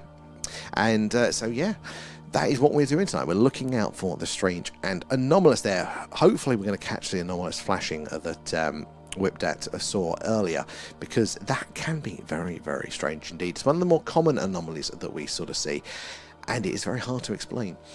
There, how you doing, Jay, as well there? Evening all. What do you think of the Black Knight satellite here in Pembrokeshire? Love a little bit of Pembrokeshire. It's on our list actually to do a road trip there. But the Black Knight satellite is very, very interesting. It's a good question there. And did I send my name to Mars? That feels like that's a thing. I feel like I've heard somebody say about that. You can pay money to do that. Sadly not at the minute there. But yeah, so the Black Knight satellite is a very, very interesting there. So the idea that an alien species, or maybe even an older civilization here on Earth, would put a satellite in orbit for the long term here to monitor us, to see how we advance, see what's going on. There's a high level of plausibility to that there. In fact, we would definitely do that ourselves. We're talking about doing it. We're sending, ideally sending very tiny craft that we can get to go quite fast to Proxima Centauri there to monitor, to see the worlds around that, see if there is life next door. So it makes a lot of sense that a civilization would do that. There's been plenty of time in the universe for that to have happened. You know, Earth is roughly middle of the way through the universe's life, so we're a bit late to the party. Plenty of civilizations could have developed the technology to have done that. In fact, Earth has been screaming a biosignature there, which is basically, hey, there's life on this planet. Been screaming that for the last 2 billion years. So if at any time in that any point in that time frame there that a civilization has had the same technology that we've currently got now, they would have been able to see that there's been life here on Earth. And there's a few clues that that might have happened, these probes in orbit there. So there's a phenomenon called long delay echoes in radio there, which is basically you get your message echoed back to you. Now that can happen if your signal is reflected off of something, and it happens often with our ionosphere, our atmosphere there. It kind of bounces around the Earth and then back to you, and you can hear yourself back. We know what that is there, but these long delay echoes there, basically it is about a 7-second delay, which is really interesting because you can time that. At the speed of light that radio waves travel, that is about 3.5 seconds from Earth and back there. There's nothing there. The moon isn't there. What else is there? But tell you what is there, apparently Lagrange points. And the Lagrange point is very, very interesting because it is one of the few places where you can park something stationary up there. As in, like all these things we're seeing now tonight, they're in orbit, they're moving, they're falling back down to Earth. They're very, very slowly in big circles. But Lagrange points, they are very stable positions. The James Webb Space Telescope is in one, so if you are an alien species monitoring this planet there and you want to put it there for the long term, not having to keep adjusting your altitude or anything like that, then a Lagrange point is a great place to put that. And hey, maybe we're getting those signals from it. There's definitely a hell of a lot of things that are in our orbit that we do track, and we have no idea what they are or where they come from. So it's a brilliant question there, AJ. It's definitely very, very plausible there. And I'm trying to remember where it was mentioned. Oh, the Witch novel there. Lara as well. Good to see you in from Wows. Again, very, very connected with the phenomena is our wonderful Wows. They're gone. Thank you for the gifts. I appreciate all of those. And Pembrokeshire is stunning. Am I thinking of Pendle Hill? Is that Pembrokeshire? There. And what's the best site you've seen? So, good question. One of them was live, and it was seeing it with my own eyes out when we were doing up on one of the hill forts there. It was something that was very low. Blue Nose, hello, how are you doing? Good to see you. Thank you for the gift. But yeah, it was basically, it looked like it was coming towards us, this light, this orb. I thought it was a dog walker initially with a big LED. Oh my god, is that the ISS? Somebody check. Zoom mode activated. That's too slow to be the ISS. That was big, guys. Let's clip that. Okay, it's gone down to a normal size now. That flared up. That was very, very interesting. Where were we in the chat there? But that was a good one. But yeah, these things, yeah, I didn't know what it was. I think it was possibly either an orb or a trick of the light, maybe. But yeah, very, very interesting. But we also saw a massive, big, bright orange object move across the screen once. That was just phenomenal. There. How about yourself? Have you seen anything strange yourself there? Send an email today to say, oh, with the deep dive session. I'll have to check that one out. Thank you for that one. I'm gonna give you the deep dive role. You're very good at doing. You came up with the last couple there, and gone there. No, it was free there. I said my mix his names. Damn it! No, I didn't know that. I would have loved to. Alan wants his name there. He can go himself there. Oh, South Wales is a hotspot. Whipped at you are not wrong at all there. It is. There is such a high amount of sightings and activity in all of the Wales, Scotland, Ireland as well, but not so much here in the UK as well. That was 5 years ago. No, I definitely missed it, sadly. An ex, a long time ago, did get me a gift where you could send a message in a laser signal throughout deep space. I never cashed it in, but I remember that one there. And the Black Knight satellites, orbit tracks back to approximately 12,000 years ago, right before the Younger Dryas. Oh, that is interesting, because that would point it, wouldn't it, to being, again, a pre-Diluvian civilization, an earlier civilization that had some interesting technology there, still up there now. Eventually, all things will, when they run out of power and they can't control themselves, they will re-enter, but some of those orbits are very, very long there. You know, there are certain orbits that, you know, these sorts of things could still be up there and out there doing the things. I have a strong, sneaky suspicion that that's what the space shuttle was taking a look at. That is where it got its funding from. You know, most of these big, expensive projects like that are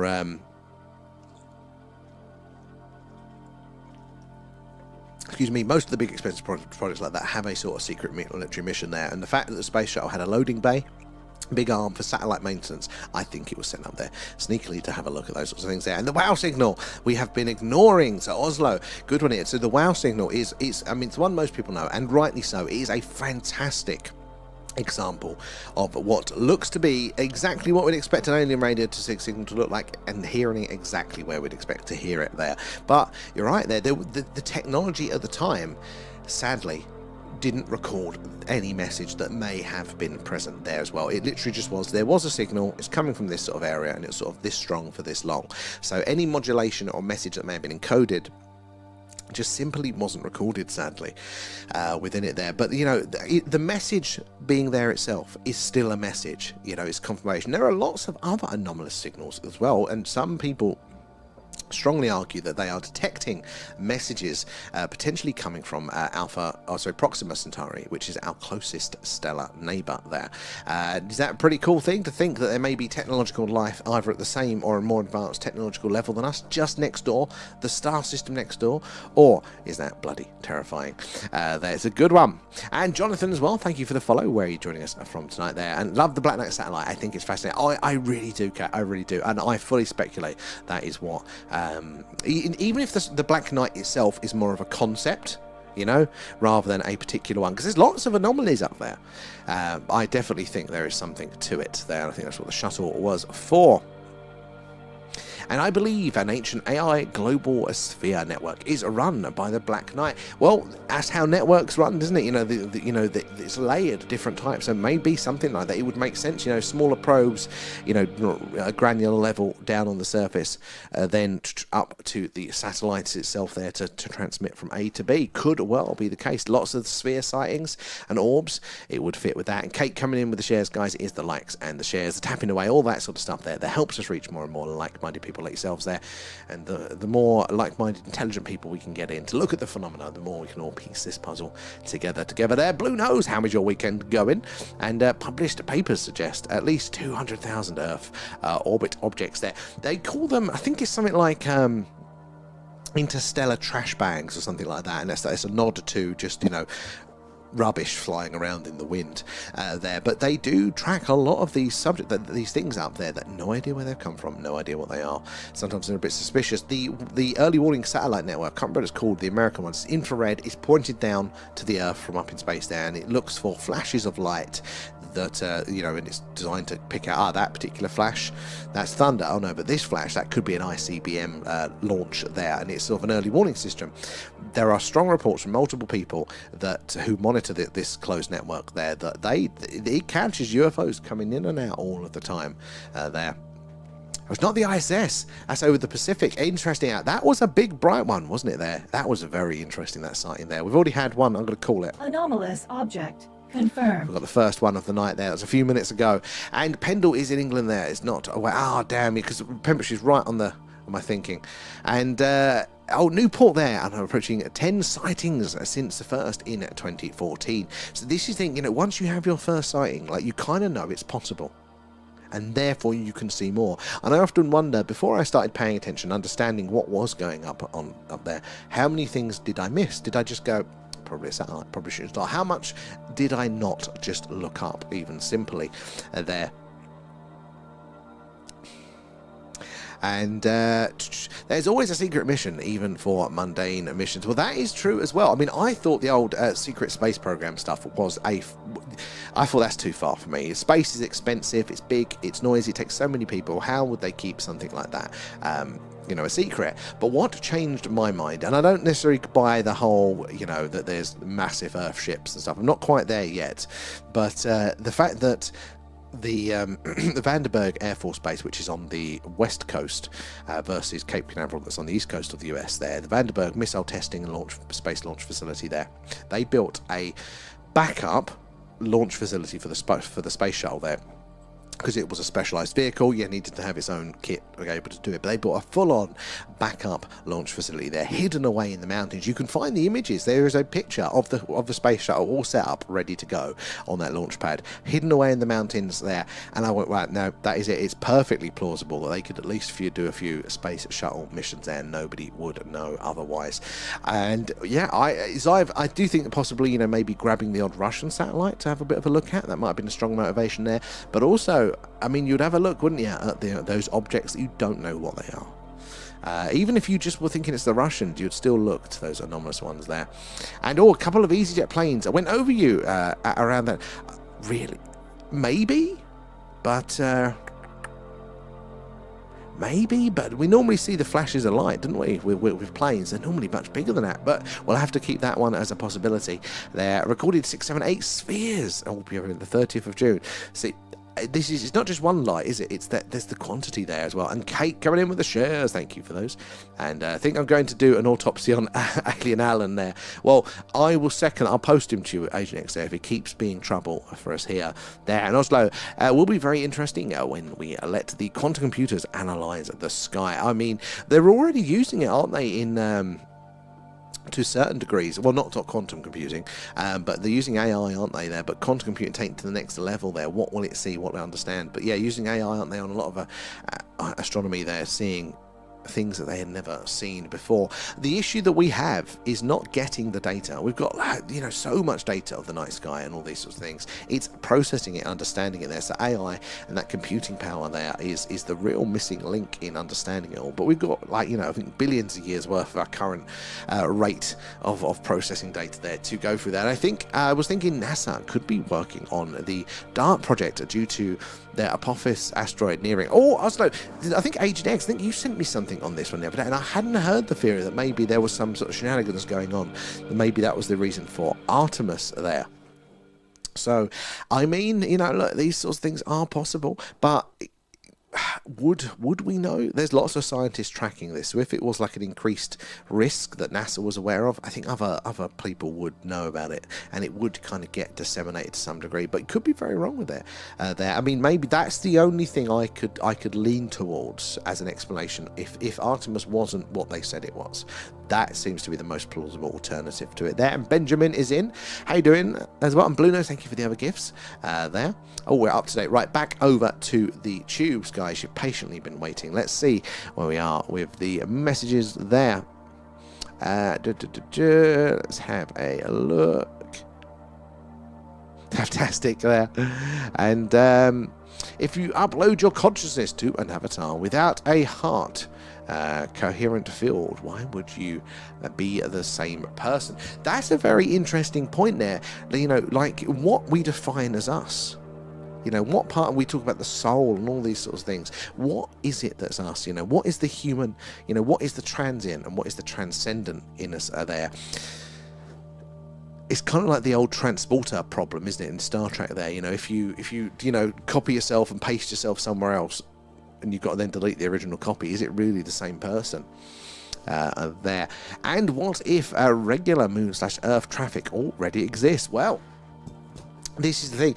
If it does, we are getting to the point with modern technology now where just lay people are going to be able to start seeing it, you know, reasonably easier. Like, there was a satellite network that the CIA spent a hell of a lot of money putting up in the 60s, I think, and you know, it was their spy satellite, but it's for communications, like a communication relay, so they could talk to their agents all the way around the world. And basically this system, you know, you're there to send the radio message up and it would ping it around the other side, so you know, you could communicate. But at the time, the frequency that it used, the radio frequency to tune it into, you could only, it was so expensive to get the dishes for those, and they were so large that basically they were the only people that could afford to use this frequency for this purpose. So they didn't bother putting any security on the satellites. I mean, now we don't need this. Nobody's going to be using this. Nobody's going to hack us because they just can't afford it. Literally, like a year or so later, you know, a technological advancement, the price went down of this sort of stuff, and then everybody got access to these unencrypted NSA satellites. So they had to abandon them, and they're still up there to this day, and they're used by like Argentinian truckers with their CB radios, and Russian gangsters as well now. This multi-billion-pound CIA communication satellite network. Whoa, was that a flash? There and there. But yeah, like, you know, so it does make you think, like, you know, similar things now, you know, like they take this stuff for granted that it's always going to be a certain way, and then the technology improves, like how all our satellite technology and stuff is, and now, you know, our consumer level technology, so we'll be able to start detecting these things now. Now I think I saw a flash. Let's keep a lookout. I think that is in A2 or A3. But it's a very bright one, if I am correct in that one. Oh, where's my cursor gone? Keep hydrated. Thank you, Mayor. I do need to do that one. Where's my bloody cursor? Let's have a look there. And Ergodo there, the ghost of Bruce Lee, is seen in London's Chinatown there at 4 a.m. I mean, you need like a Twitter account, Lex account, because all of these little golden chunks like Ghost Alert, Ghost Watch, something like that you need to do. I'd sign up to that. Just this little latest in, so-and-so spotted somewhere. I think that's pretty cool. There. Let's have a look there. And Sam, do you remember when you first believed extraterrestrial life could exist there? Or perhaps you had a key experience? Very interesting. I like that. That's a good question. So I hadn't had any UFO alien experiences, or it's literally just consuming the context, you know, the content that had been available. I had some spooky experiences, and I always like a good mystery. But yeah, I didn't have that sort of like, the change there, the culture shock, or the, systemic shock, or anything like that. So for me, it's always been a bit abstract. You know, I've been able to kind of treat it as an interesting thought experiment. And I think, yeah, logically, there's something going on.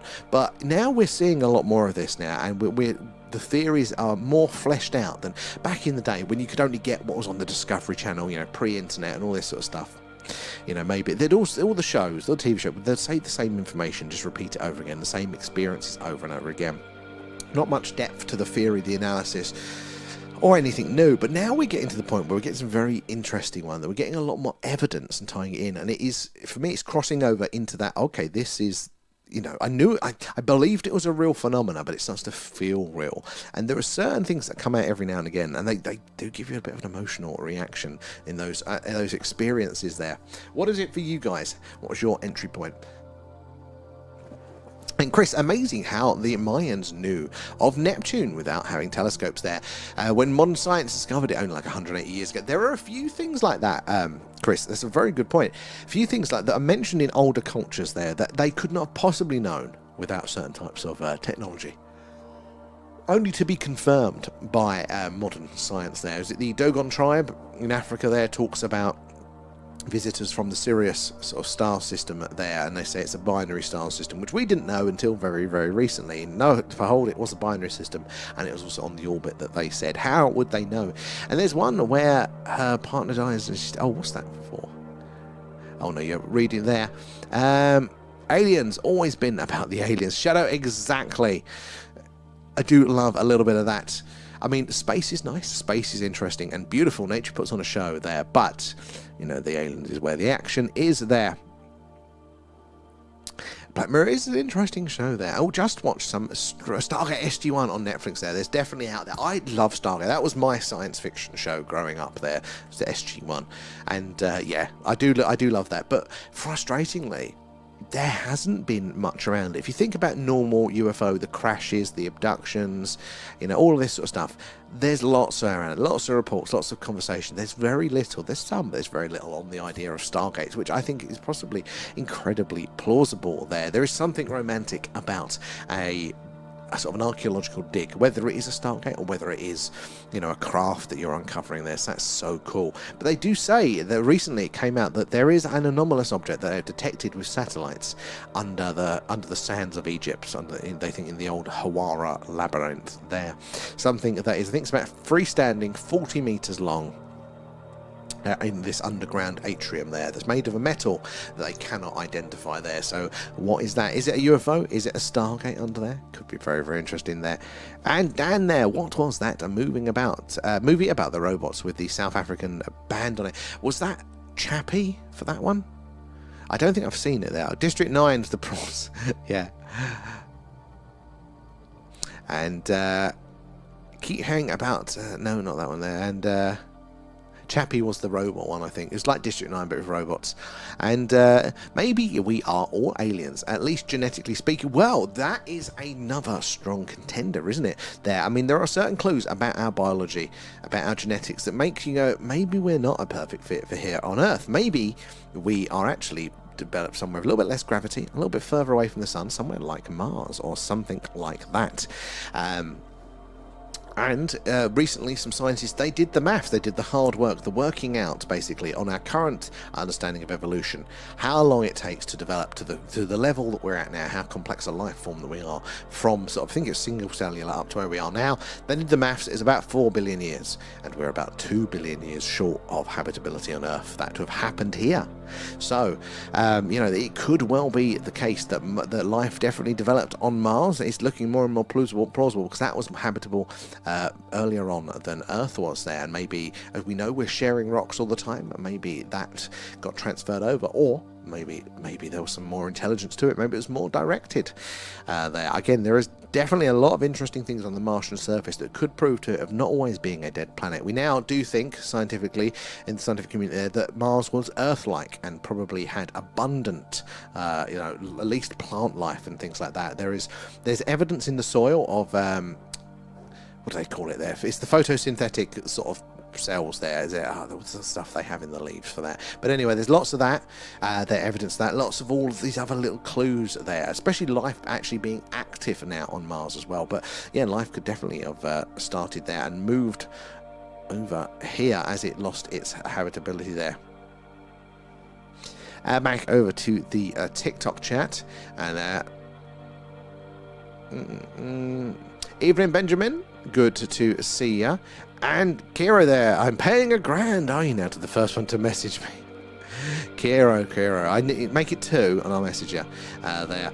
And Just Ask Gaz, how are you doing? Good to see you there, and thank you for the follow. Good to have you in. Where are you joining us from tonight there? Kate coming in with the shares, guys. It's the likes, the shares, the tapping away that does help us reach more and more like-minded people like yourself. Percy A1, sorry I'm so far behind there, but keep up that good spot in there. Put a channel for it on the Discord. Oh, good call there. Actually, you're modding into that. Oh, the paranormal alerts. That is a good call. Oh, there we go. That is what a helicopter looks like, guys, going over the screen. I think you mostly missed that one. That was a nice low ground. So when people say, oh, you're just watching planes and helicopters, that's what they look like going over. Totally different there. The paranormal alerts. I really want to do more paranormal stuff. I just haven't found an easy way to do it. I like the way the tech identifies the pathways. Thank you, Just Us Guys. It's very rudimentary at the minute. It's got a lot of problems, but it is slowly getting better there. But it is, yeah, it's trying to identify, because there's lots and lots of movement up there. It's trying to basically predict its path, its course, its trajectory, and just like this one here. So it's identifying the movement. Let's zoom in when I get my cursor over there if it doesn't lose Zoom it. mode activated. So yeah, it's identifying the movement and then where it has been. Using the straight line of where it has been, it draws a line in front of it, and if it follows that straight path, it will stay green there. But if it does something strange, like stop dead, shoot off at speed, change its speed, or change its course, maybe it does a right angle or it veers off, anything like that, that's things that satellites can't do. So therefore it's meant to go red. Now it's definitely getting a lot wrong at the minute, but it is slowly getting there. But yeah, when the skies are alive, as they are getting to be now, as summer draws in closer, there's going to be so many objects on the screen there that it's going to be so hard to keep our eyes out for that movement manually. So we're going to need the assistance of the tracker. So hopefully we can get it working there. But thank you guys there. And look, folks, I will not have people arguing or shouting at mods there. I muted it the first time. Who was that? I didn't even see that. But well done, Agent X. And John, what did you think of crop circles? Good question. So, I think there's definitely a human element at play with some of them. And I think there's compelling evidence that maybe something stranger is going on with a lot of them. It's kind of like the pyramids for me. That, look, I don't need aliens to be able to explain chiseled stone and moving heavy stone objects. We know man can't do that. But if you're telling me the current understanding of ancient Egyptian civilization that was supposed to have built that didn't even have the wheel and things like that, then that's where I have trouble with it. Crop circles is a similar thing. Look, we know humans can, do pretty patterns by stepping on crops and stuff like that, but you're telling me that some of those massively intricate ones are done in sometimes just a couple of hours on a wet summer's night with nobody seeing it, no evidence, and they get them just perfect like that, then that I go, I need some more of an answer around that, I think. So yeah, I'm definitely open to it. We are right in the heart of crop circle country. So if you are just joining us, we're doing a live UFO UAP Skywatch right in the heart of crop circle country here in the UK, which is just down the road from Stonehenge, not too far from Glastonbury in the other direction. So these are strange skies. they're definitely alive. So do help us spotting the strange stuff. We can zoom in on the good ones there. But yeah, say hello in the chat. Let us know where you're watching from there. But give us a follow, give us a subscribe, or whatever it is, wherever you are there, because we do it pretty much every night. If it's a clear sky, it's this. If it's a cloudy sky, then we get the dish out and we look for potential alien radio signals coming in from deep space there. It's a good question there, John. And Stargate new series in production. I heard this. Apparently they're going to film it over here. Very excited. Very, very excited. One of my proudest moments as this is a total aside here. You're going to be bored by this one. Is it Moon Illy there? Thank you for the follow where you're joining us from tonight. But I used to run a business a long time ago when I was a teenager there. And we had Alex Le Bose, and we did a magazine thing on us, like a centre page spread of my business there. And it was a nuclear bunker. This business was in a nuclear bunker there, and being a Stargate fan, I kind of made it, along those theming there. It was an airsoft, so people would go in and shoot themselves in this nuclear bunker, basically. And they did in one of the trade magazines, they did like a big full few pages on it. And my proudest moment was that copy of that magazine was what somebody took it to the set of Stargate, and they had that open on the page in the control room of the Stargate control room. And I was like, that's my place in there. I was like, oh, would have loved to have seen that set there.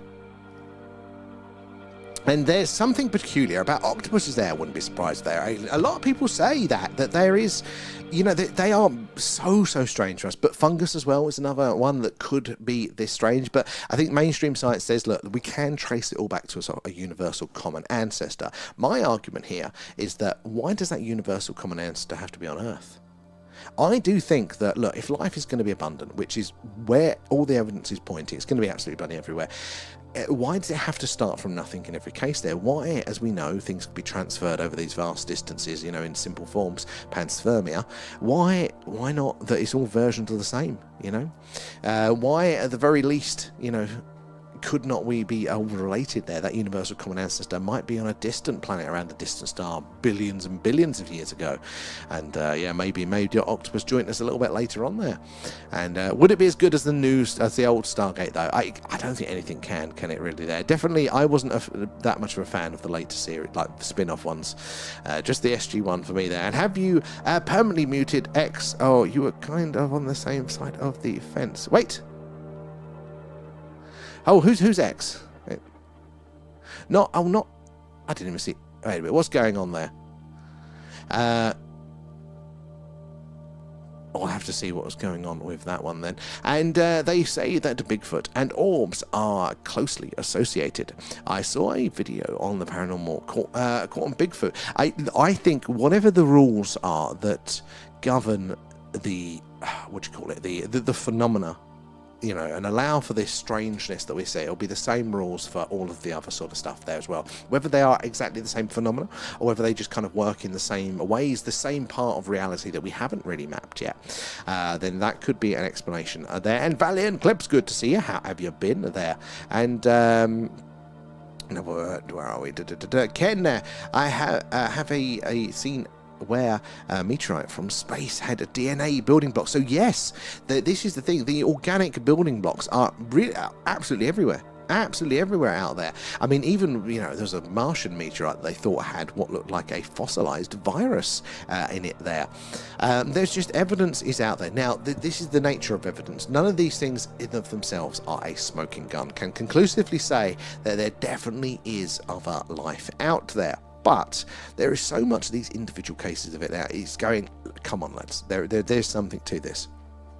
It's just our technology that limits us in getting that smoking gun. The main reason why we haven't been able to say that there is currently life on Mars, we've done tests, and those tests have repeatedly come back positive for active microbial life on Mars since the 70s there. But the reason that they don't do it publicly is because they can't physically get that sample in an Earth-based lab to do 100% in all the weird ways that they want to there. But just because they haven't had the technology to do that yet doesn't mean that it isn't there, and that's where science trips over itself a little bit there. We've got lots of evidence pointing pointing that there is active life on Mars, potentially on Venus too, obviously Earth, but all these distant stars with their exoplanets, we're getting a lot of these potential biosignatures from them. So it looks like life is damn abundant there.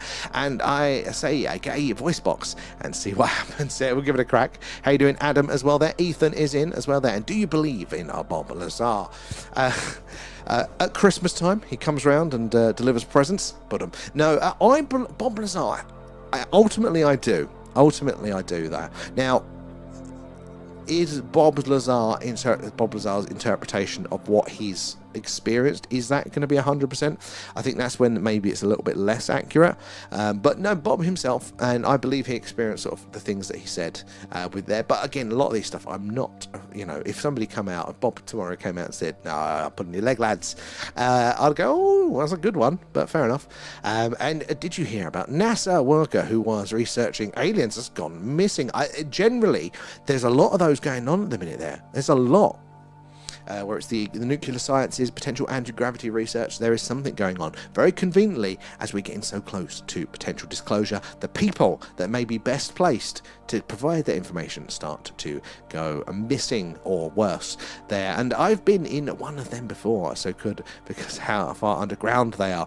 Oh, so cold. They always at constant temperature. Bunkers are always full of water in my experience. Water always finds a way in. I do love a good bunker though, probably from Stargate there. And Leo, have you seen anything defies a normal aerodynamic travel? So, good question, Leo. So, that specific case we haven't. That is the main thing that we are actually looking out for now. We are looking for that handbrake turn. We want to see one of these objects, these satellites that have to travel in these straight lines. We want to see it stop dead and change speed. We've seen pretty much everything else, but we haven't seen like the zigzag yet. That is the gold standard that we really do want to see there. But we have seen other strange behavior from them as well, like speed changes as well, and also things like I suppose if we're talking about aerodynamic travel there, in the sense we have seen stationary objects. Very weird if you consider those sort of altitudes. Everything needs to be moving up there, so that is an anomaly in the reverse sort of sense there. And Adam, have you seen anything move suspiciously that can't be described as a normal phenomenon? Brilliant question. Similar sort of one there. So yeah, we have seen so the movement one is tricky, so mainly the stationary one on the movement side of it, and that's the gold standard there. But we have seen weird flashing. Now satellites and spaceships can appear to flash if they're rotating, bigger, more reflective side is rotating, and therefore going to flash the light, goes to a smaller, less reflective side, doesn't flash the light, and see that sort of stuff. But we've seen some really weird variations of that, some really weird colors as well. So there is anomalies there, but yeah, the actual movement one, that is the gold standard. That is what we are very much wanting to see there. There's lots of bullets in the ground from it. There. Oh, we've got to... Okay. There. I only went to the loo there, and we have had a muting. It all goes to hell up without you there. Your oversight. And Linda, thank you for the follow. Where are you joining us from tonight? And by the way, we have our rocket launching to the ISS in 2 minutes. Oh, awesome. I didn't know that. There we go. That'd be pretty cool. And... Schellenberger's testimony is very interesting. I mean, Schellenberger does a lot of stuff that's very interesting, even outside of the UFO world. So, we are getting. When I grew up, it was it's just the rednecks. It's just the weird people that have these experiences. There's actually no substance or anything.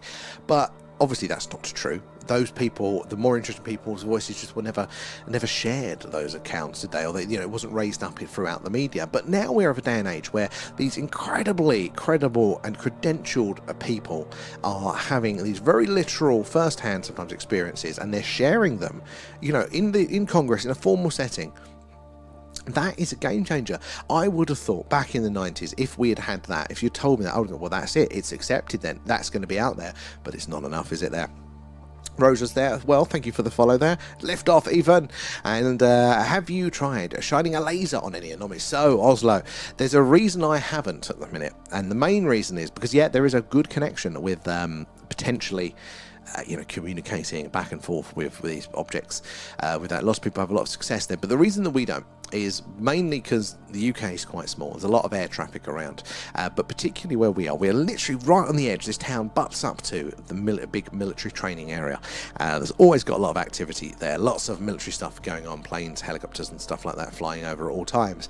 And I go, it would just be my luck that I would point that laser, what I think is an anomaly, and it turns out to be an Apache attack helicopter that decides to take some revenge on me. There.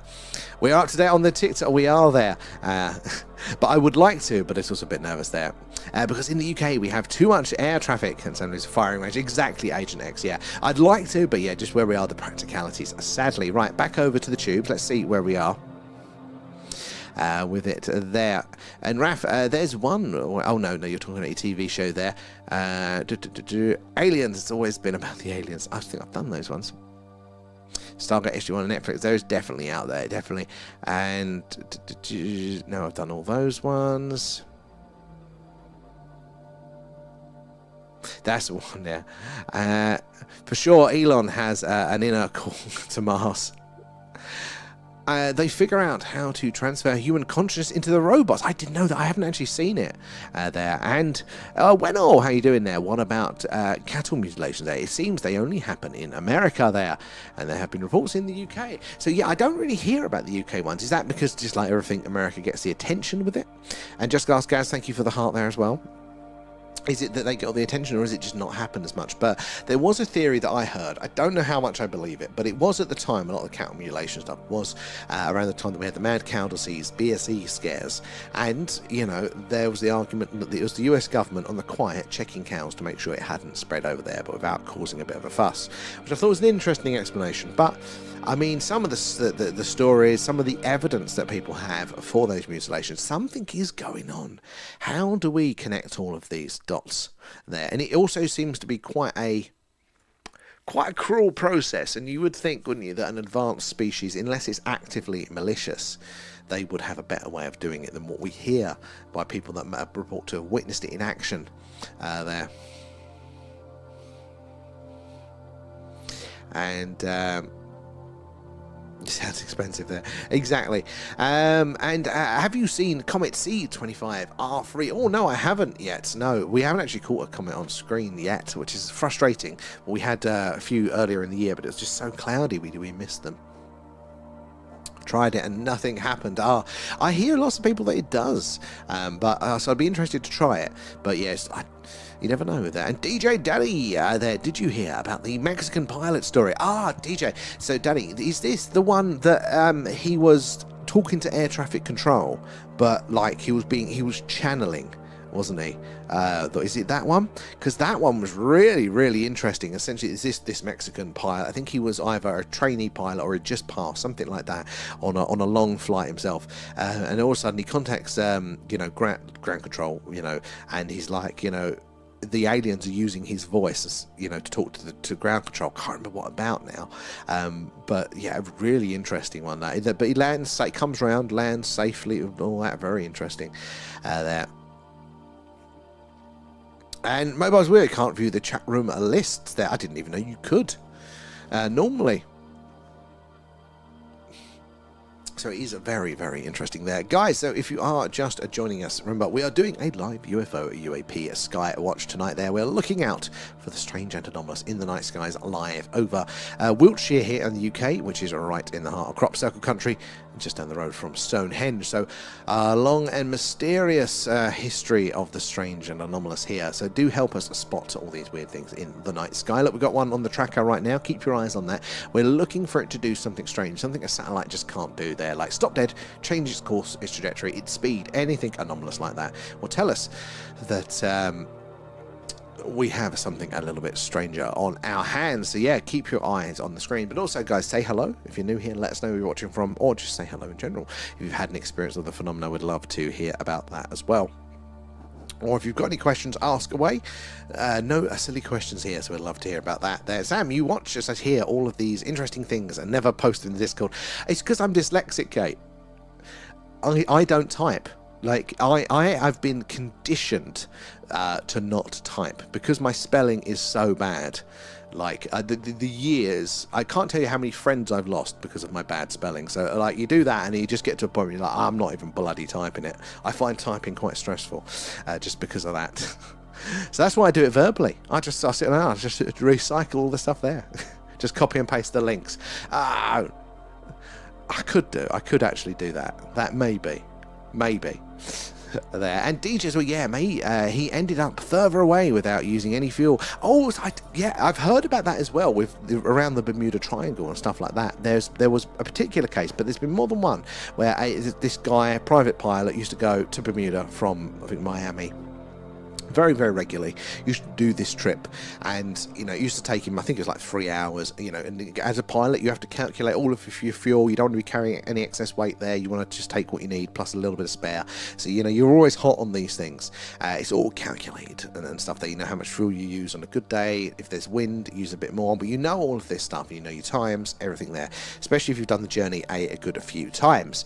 And this pilot, he's on his way. I think he's coming back from Bermuda, and apparently there is this vortex, this weather vortex. Basically, there was just this tunnel through the clouds. It was very stormy, and he just kind of ends up going through this thing, and it's all very stormy. He's a little bit worried, and then daylight. Or not daylight, but clear skies ahead, and then all of a sudden he's in Miami. He's basically at his destination, and he shaved 2 hours off the journey, and also didn't use the fuel as well.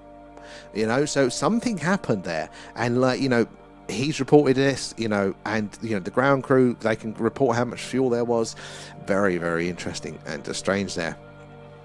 And wait there, thank you for the follow. Where are you joining us from there? Oh, bro, this is fantastic. Thank you, Michael. I appreciate that. And honestly, the skies are alive with the awesomeness. There's so much going on in the night sky. So we're all working together to see what we can spot there. Right, let's have a zoom in on some of these quickly. The tracker is going to go off with these. Zoom mode activated. There we go. So it's like trying to identify the movement of these objects and make sure that they're following straight paths at consistent speeds, because now this one, it got the tracking line wrong. Oh, see, it's just a little bit too far off, and that's why it's going red. And it's meant to go red if there is an anomaly there. So satellites follow straight, consistent paths there. They're falling to Earth in a big circle. So any variation on that, then we tend to, then it is something much more anomalous, and the tracker is then meant to identify, that by going red, but it is getting some errors. We haven't quite finished it yet. Oh, that one's fading, but yeah, so do keep your eyes on those sorts of things there. And Tara there, hello, thank you for, I saw your message last night about putting us in contact with Corey. That was good fun, and thank you for doing that. I do appreciate that as well. I hope you are well as well there. And living like their dolphins must embody a vibrational blueprint there, brought here by star systems like Sirius or Lyra, not as alien DNA, but as consciousness coding that interacts with matter. So this is the very physical, general relativistic understanding of our modern world and Western society there. We are very much like, well, no, DNA, genetics, that is what programs us physically there. But you're highlighting, you're alluding to, maybe there is extra influence on this sort of stuff. And the more we are looking to sound, to vibration, the more of an effect that it actually has on us, the more important it is for our survival. This is sort of stuff they're looking at, going with astronauts being further and further away from Earth for longer. These things we didn't even consider until we were away from that space. There's going to be more to it. I mean, there's even a Nobel Prize winning scientist. I think he was one of the ones that got this cure for AIDS. So very, very respected scientist. He was looking to water. He had this theory that water holds memory, and he was proving it. He did some very interesting tests there, but he was just ousted from the scientific community. Oh, God, no, he's gone crazy. What's he on about there?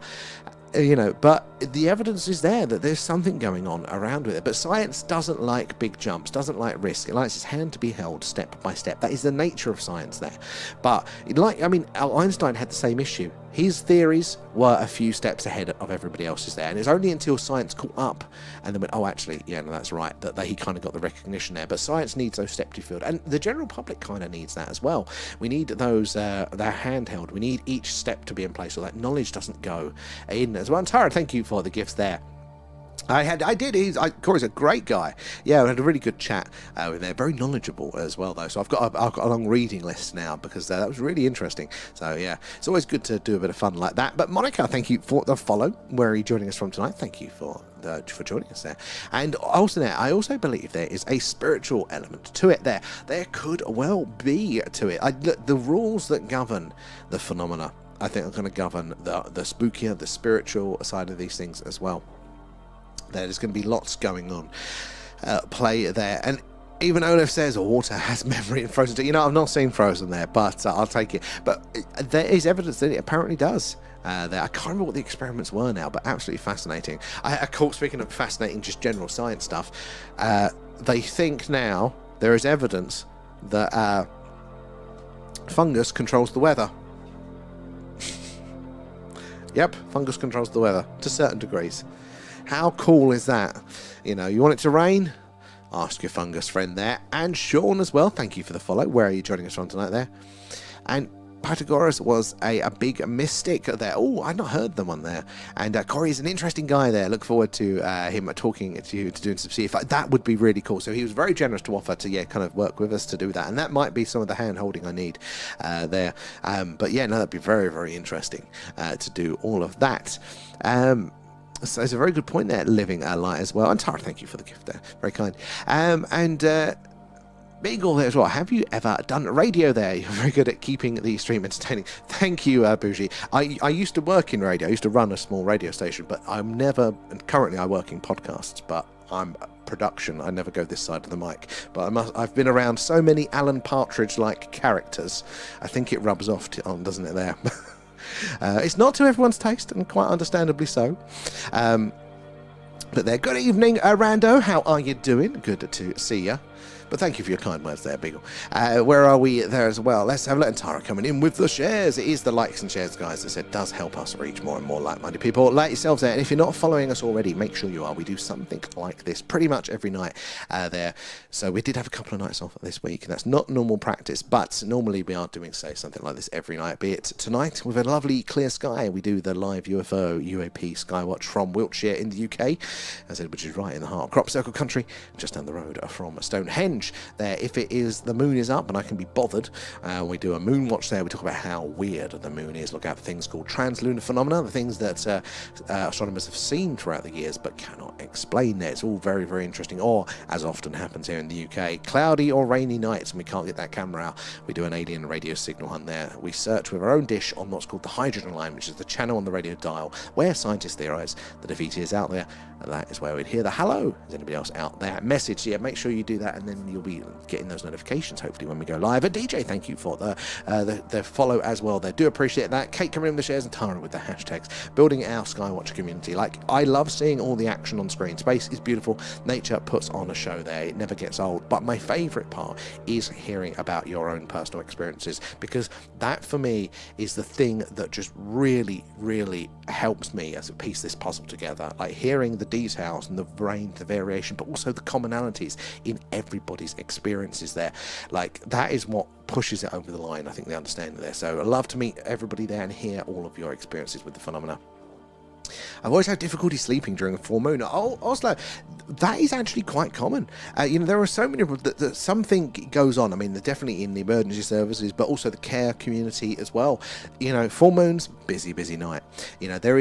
People know this in their life experience, but yet you talk to science, there's no connection. And what science means is they haven't done any tests, so they haven't proved there's a connection, which is very different from there being no connection. They're not very good with their language, but we've known for centuries, we all talk about it, through all of culture, that there is something a little bit going on there. There is a connection. I think we are not only just connected to the moon, we know we are in some ways, but not only are we connected to the moon like that in more ways than we think, but also our wider stellar environment. I think there's going to be a lot more that gets discovered out there.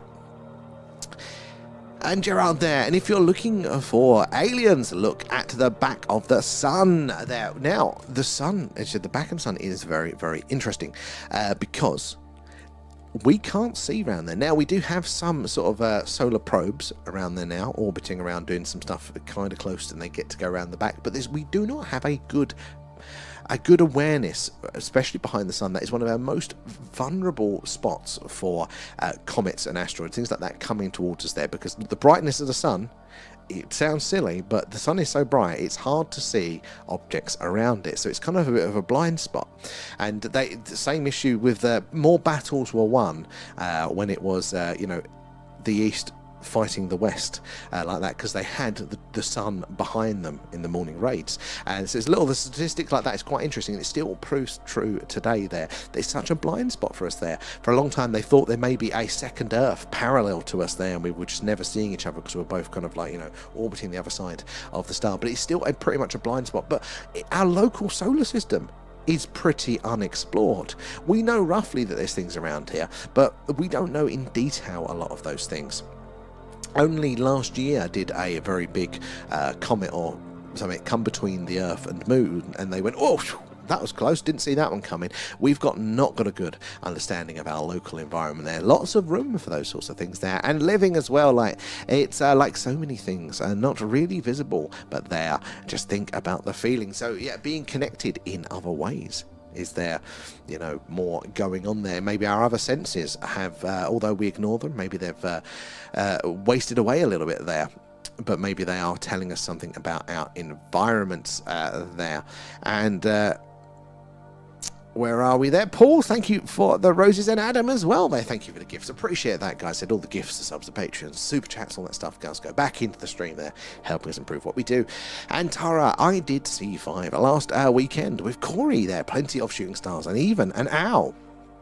But nothing strange there, and that's fair enough, isn't it? Sometimes there isn't, going to be all of the things going off there. But an owl is actually quite interesting, because owls, aren't they connected to the phenomena? So maybe there. But are we just drawing connections, that aren't there? But lots of people do report a really good, strong connection with like a real cause and effect relationship with C5 there. And DJ Johnny Jones, space is just crazy. The amount of different civilizations that could be out there is, man, it really is. It really, like, we can't even conceive of a lot of it there. Oh, is that, are we having a bit of technical troubles there? Unstable internet connection.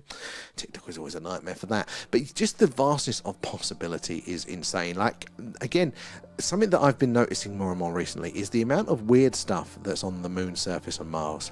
And a lot of the time, back in the day, you'd see these pictures and people go, oh, look, there's a spaceship that's crashed on Mars.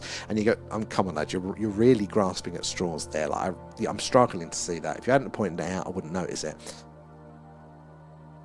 But nowadays, with this higher image stuff now, there's some really interesting things down there.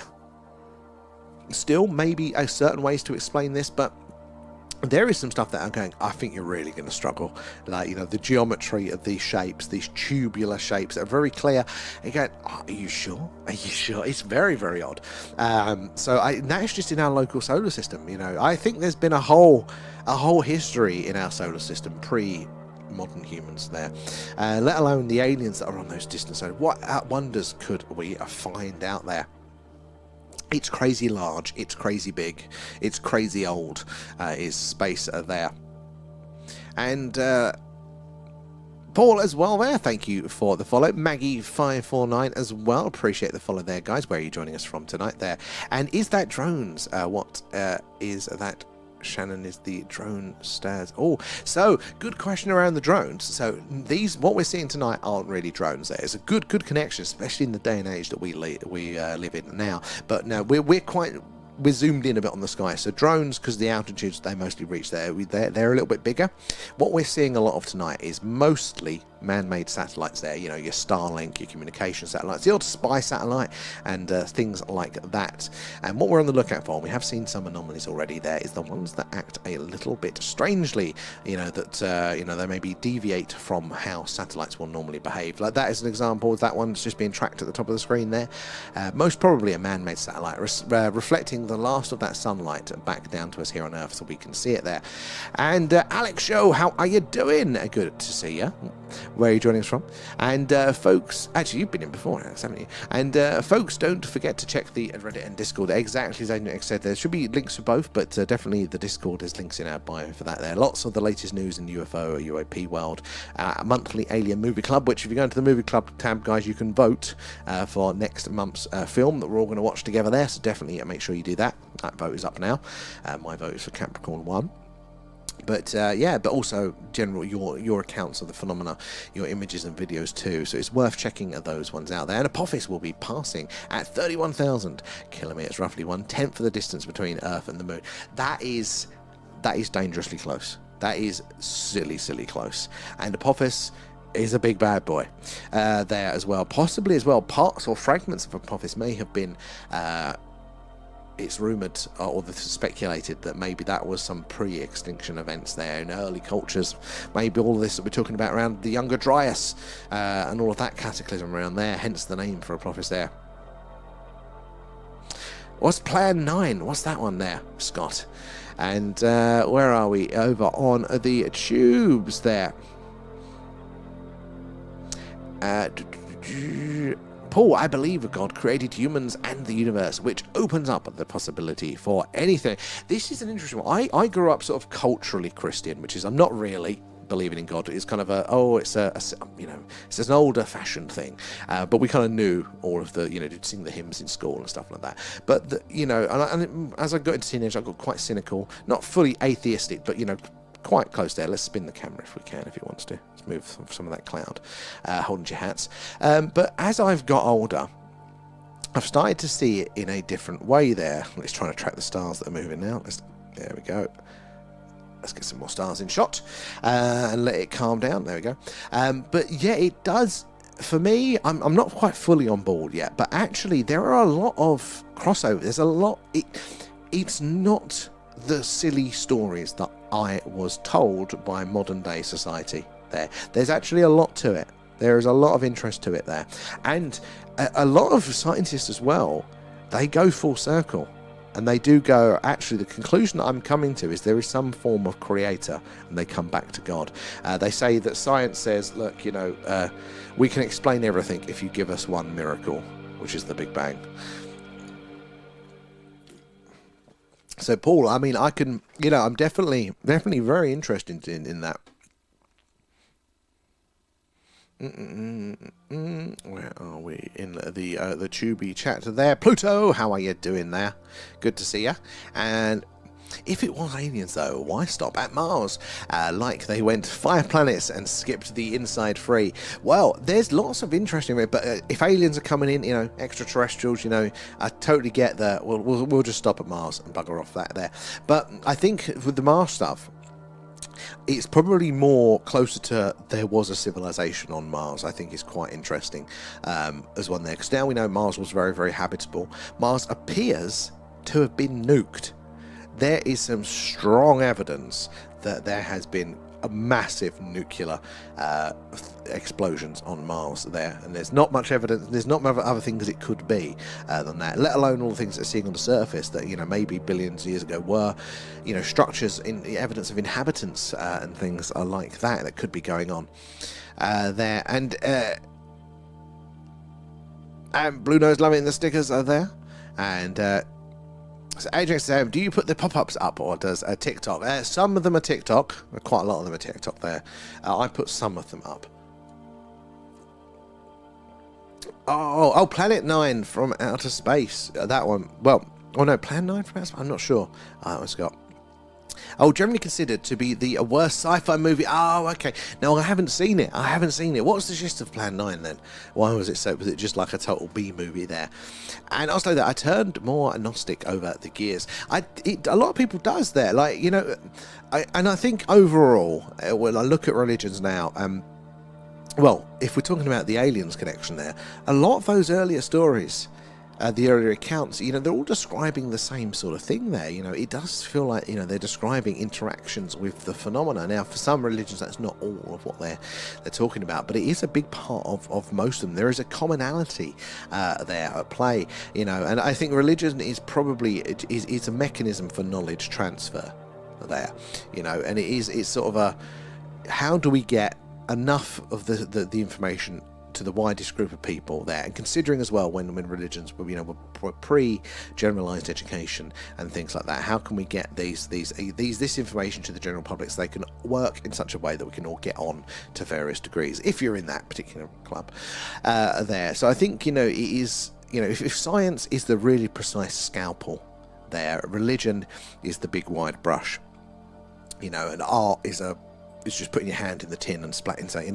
It's there's a precision tool and a wider tool, and it has its uses.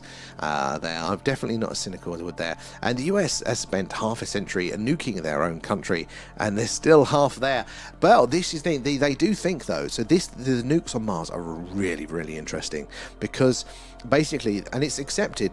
The evidence of this, that I think it's Xeon something or other. There's two elements, but the main one is Xeon 29 or something, I don't know. But as far as we know, basically this element can only be made in high-speed nuclear reactions there. So here on Earth, the only way that is made is through a hydrogen bomb. So not just the normal atomic bomb, the hydrogen bomb is the only way to create that, and it creates a small amount, but Mars is actually covered in this stuff. The only natural way, organic way to make this element is by a supernova. But hey, supernova's great. They're happening in space.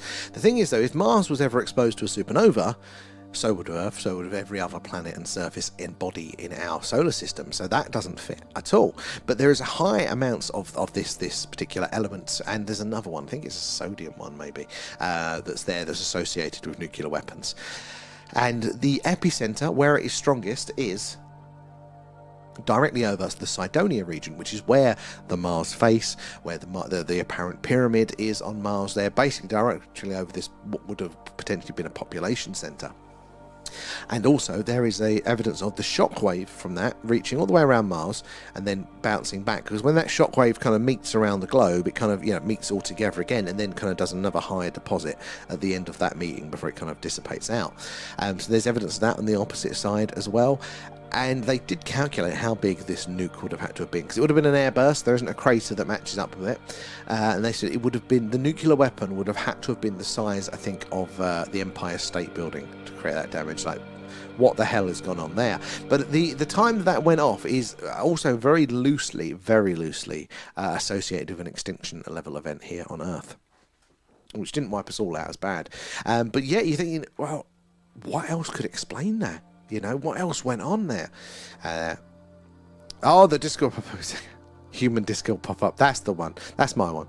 And it was pretty much a generic B movie there with bad effects there. Total cookie cutter. Cashing in as well there. And by today's standard, it wouldn't get a look. But when bootleg VHS were popular, there are so many things like that were hidden. What was we looking at? Alien and Aliens. The Ridley Scott ones there. Scully Weaver. Like that again, that was the models that were used for the spaceships in that were great for the big screen, for the quality that people were viewing it on back in the day, but with all this 4K upscale stuff, the models do not hold up, which is quite funny there. Wasn't Eddie Murphy in a terrible sci-fi? Or possibly. And DJ, if a UFO also gets seen going near or out to nuclear sites or reactors, they do. They very much do. There is a real connection, a correlation with sightings around nuclear facilities. And they tend to go in phases. Like there's a new one, they have a look for a few months, and then they go to somewhere else. And sometimes that also goes through cycles of nuclear energy, nuclear weapons, nuclear mineral mining, nuclear technologies, and it can cycle through. So it's not just an all the time thing. It's like they get interested for a while and then go. But there's a real high, association with that. Now, is that, as some people say, because they've had these apparent connections, haven't they, with ET and warning us about all of the bad things that can happen, and we've got to be careful not to blow ourselves up? Or is that exactly what an invading force would tell us, if that's the only weapon that we can use against them? And could the craters have been caused by the Illudium Q3 explosive space modulator? That I have no idea what that's a word and a half. There, and Sean as well there, we're probably what's left of the civilization that jumped ship from Mars. People do theorize that, and there is some evidence to make that argument. Hello darling, is everything okay? Yes, everything's okay. How's the smell? I don't know. I was wondering you'll be able to tell when we go downstairs. Yeah, I'm going to be winding up in a minute or so for the following hour, so I'll take over downstairs. Okay, cool. I was just checking on the ghosts. Oh, cool. They're very mad. Of course they're mad. They just seem. Yeah. Full of rage. We'll put them. On the carpet, I think. Oh, that's about right for them. So, the pets, I mistakenly used far too much silicon sealant downstairs, and we've got birds, and the fumes of that is very toxic. So we've got all the windows open, all of the doors open, trying to vent the house so we don't kill our pets. So we've got to check in on those ones again. The second there. The beep pop appears every 4 minutes. I'll see if I can change that one. They are meant to be on a cycle there. Maybe there was a space war, and we're what's left of the we could possibly be. There are indicators that that this could have happened. You think of the debris across across the solar system, or potential debris there. Oh, the Iridium there, Q3 explosive space module is the WMD made by Marvin the Martian in the Warner Brothers there. Is that what it is?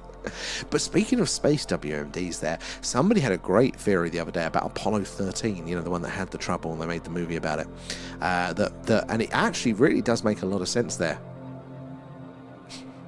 It should cycle through all of them. It should be all of the top gifters from the month. So it should be A up and Blue Nose as well be cycling through, not just V.